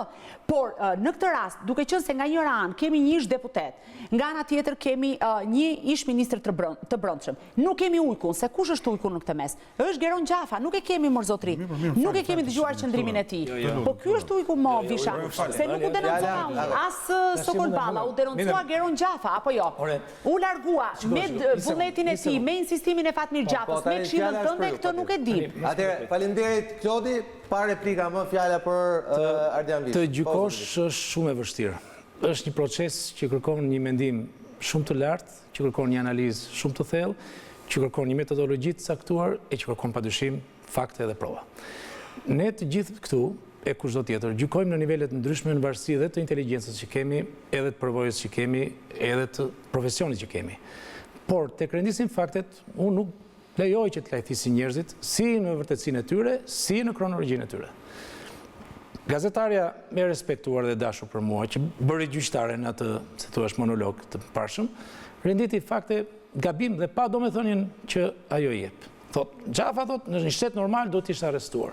Edhe, ai që dëgjon thotë e tha, kjo Klodiana Lala duhet ishte arrestuar. Po pse më Klodiana mbi bazë duhet ishte arrestuar kur nuk kishte urdhër ekzekutimi, kur nuk kishte akt turkimi ndërkombëtar. Çdo bënte policia rinas thoshte, ti e vllai Fatmir Xhafës do ta arrestoj. E di më shoqës se po ta them, është fakt po ta them. Është fakt dhe po them, kam dhënë provën. Kam dhënë provën në gjyq, po nuk e qenë, jo ja kanë sqaruar për s'ke ndjekur. Atëherë, një sekond. E kupton sepse me fjalë tani pas një viti e gjysmë hajde të diskutojmë. Një sekond. Ne kemi çuar dhjetra shpresa dhe nuk ka pasur asnjë përgjigje zyrtare. Unë po them që nuk kishte urdhër ekzekutimi dhe nuk kishte urdhër kërkimi ndërkombëtar. Pra që ta kuptojnë njerëzit Visha. Pra, nëse Geron Xhafaj, që duhet ketë udhëtuar besoj. Po, me mua e kam çuar unë në Itali. Jo, për para Italisë. Jo, s'ka udhëtuar. S'ka udhëtuar sepse ndaloi me një herë. Por nëse Geron Xhafaj shkonte në Rinas, po Marinasin, në sistemin Teams, deri pasër, por nëse shkonte në Itali, po, sepse individi mund të krijojë sistem kërkimi. Po nëse shkonte në Greqi? Po varet, shiko, ka dy sisteme kërkimi ndërkombëtar, ai Interpolit dhe ai Europolit në nivel të Bashkimit Evropian. Mundet difuzoj, por ekskludoj këtë mundësi sepse mungonte urdhri i ekzekutimit. Urdhri i ekzekutimit është bërë natë ditë që është vajtur Rinës. Kështu që në Itali. Tani kjo na sqaron disi ato që thoni ju. Edhe çdo logjik pastaj interpretimit të fakti, është apo s'është e vërtet, do jap arsye pse është e vërtet, e provat, por që janë indirekte, se s'kan direkte. Po janë domethënëse, por dhe interpretimi pastaj është abuziv. Çdo thotë mund të ishte arrestuar kur ai në burg po shkonte. Çdo thotë kjo mund të ishte arrestuar në një shtet normal, kur ai po shkonte në burg duke informuar emisionin interforc këtu dhe duke informuar policinë e frontierës në Itali për dorëzimin. Absolutisht po. Të dyja janë informuar paraprakisht. Kemi pritur në avion derisa kanë përfunduar pasagerët dhe derisa ka policia në avion për dorëzimin e tij. Ishte një tim dhe ju e dini shumë mirë, e ndaluan Kelmen Balidin. E ndaluan Kelmen Balidin pa patur një urdhër, sepse donin ta ndalonin. Nëse ka hetim, ai nuk iku në liri si një fugitiv, si një i aratisur. Iku në burg dhe është jo vetëm i gjendshëm se ku është, po është i riekstradueshëm. Mund ta thuash Visha se nuk e di në cilin burg është. Mund ta thuash Visha dhe sa kohë ka për ta përfunduar dënimin. Kurioziteti ka shkuar jashtë publikut, pa dyshim. Jo jashtë publikut, po pse duhet është privacy. Edhe se në burg është një drejt që nuk duhet ndahet publikisht. Po është në burg zonjë, për këtë mbaj gjithë përgjegjësinë time, në rregull. Mos u bëni detajiste më qesharake. Tani vim tek atëre, i njëjti më zonjë, i njëjti ka qenë me vendim formës prerë në Zhvit në 2012. Kush qeverisë në kohë? Kush e kishte Ministri i Drejtësisë? Zyrën Kyç, me që deshe Kyçin në fillim, zyrën mbret të ekstradimeve. Kush e kishte në 2012? Pse nuk e kanë kontrolluar në sistem Geron Xhafën dhe ta arrestonin? Gabim kanë bërë. Gabim shumë i madh. Gabim shumë i madh. Po ishte pamundësi se nuk kishte kërkim ndërkombëtar. E mirë në 2012 gabimi se ishin prag fushate, gjërat ashtu sapo bëra. Po në 2017 dhe post përmendjes ndaj Xhafës në parlament. Pra post përmendjes politike ndaj Xhafës që ka një vëlla të dënuar, pse në 2017 kur u bë ministri i PD-s i asaj qeverie të përkohshme para zgjedhore, nuk u veprua me të njëjtën gjë. Pse nuk u bë? U bë me të tjerë subjekte, pati goxha arreste ekstraduese në atë periudhë, nuk u bë me Geron Xhafën. Kjo është një pikëpyetje e madhe që jep përgjigje logjike asaj që themun që nuk ishte në sistem kërkimi dhe nuk ishte arrestoi. Por nuk është vetëm ky fakt që rendit e gabim e që nxjerr ashtu.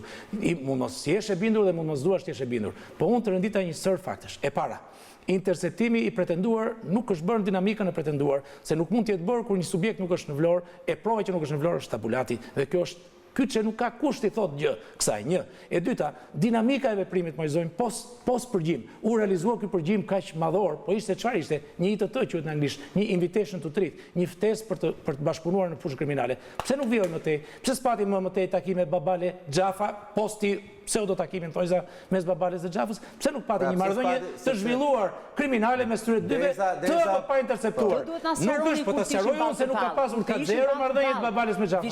Ka zero marrëdhënie Babales me Xhafën, zero takim të tij. Ka zero takim të tij dhe nuk ka zvimësi kontakti telefonik, nuk ska zvimësi provokimi telefonik.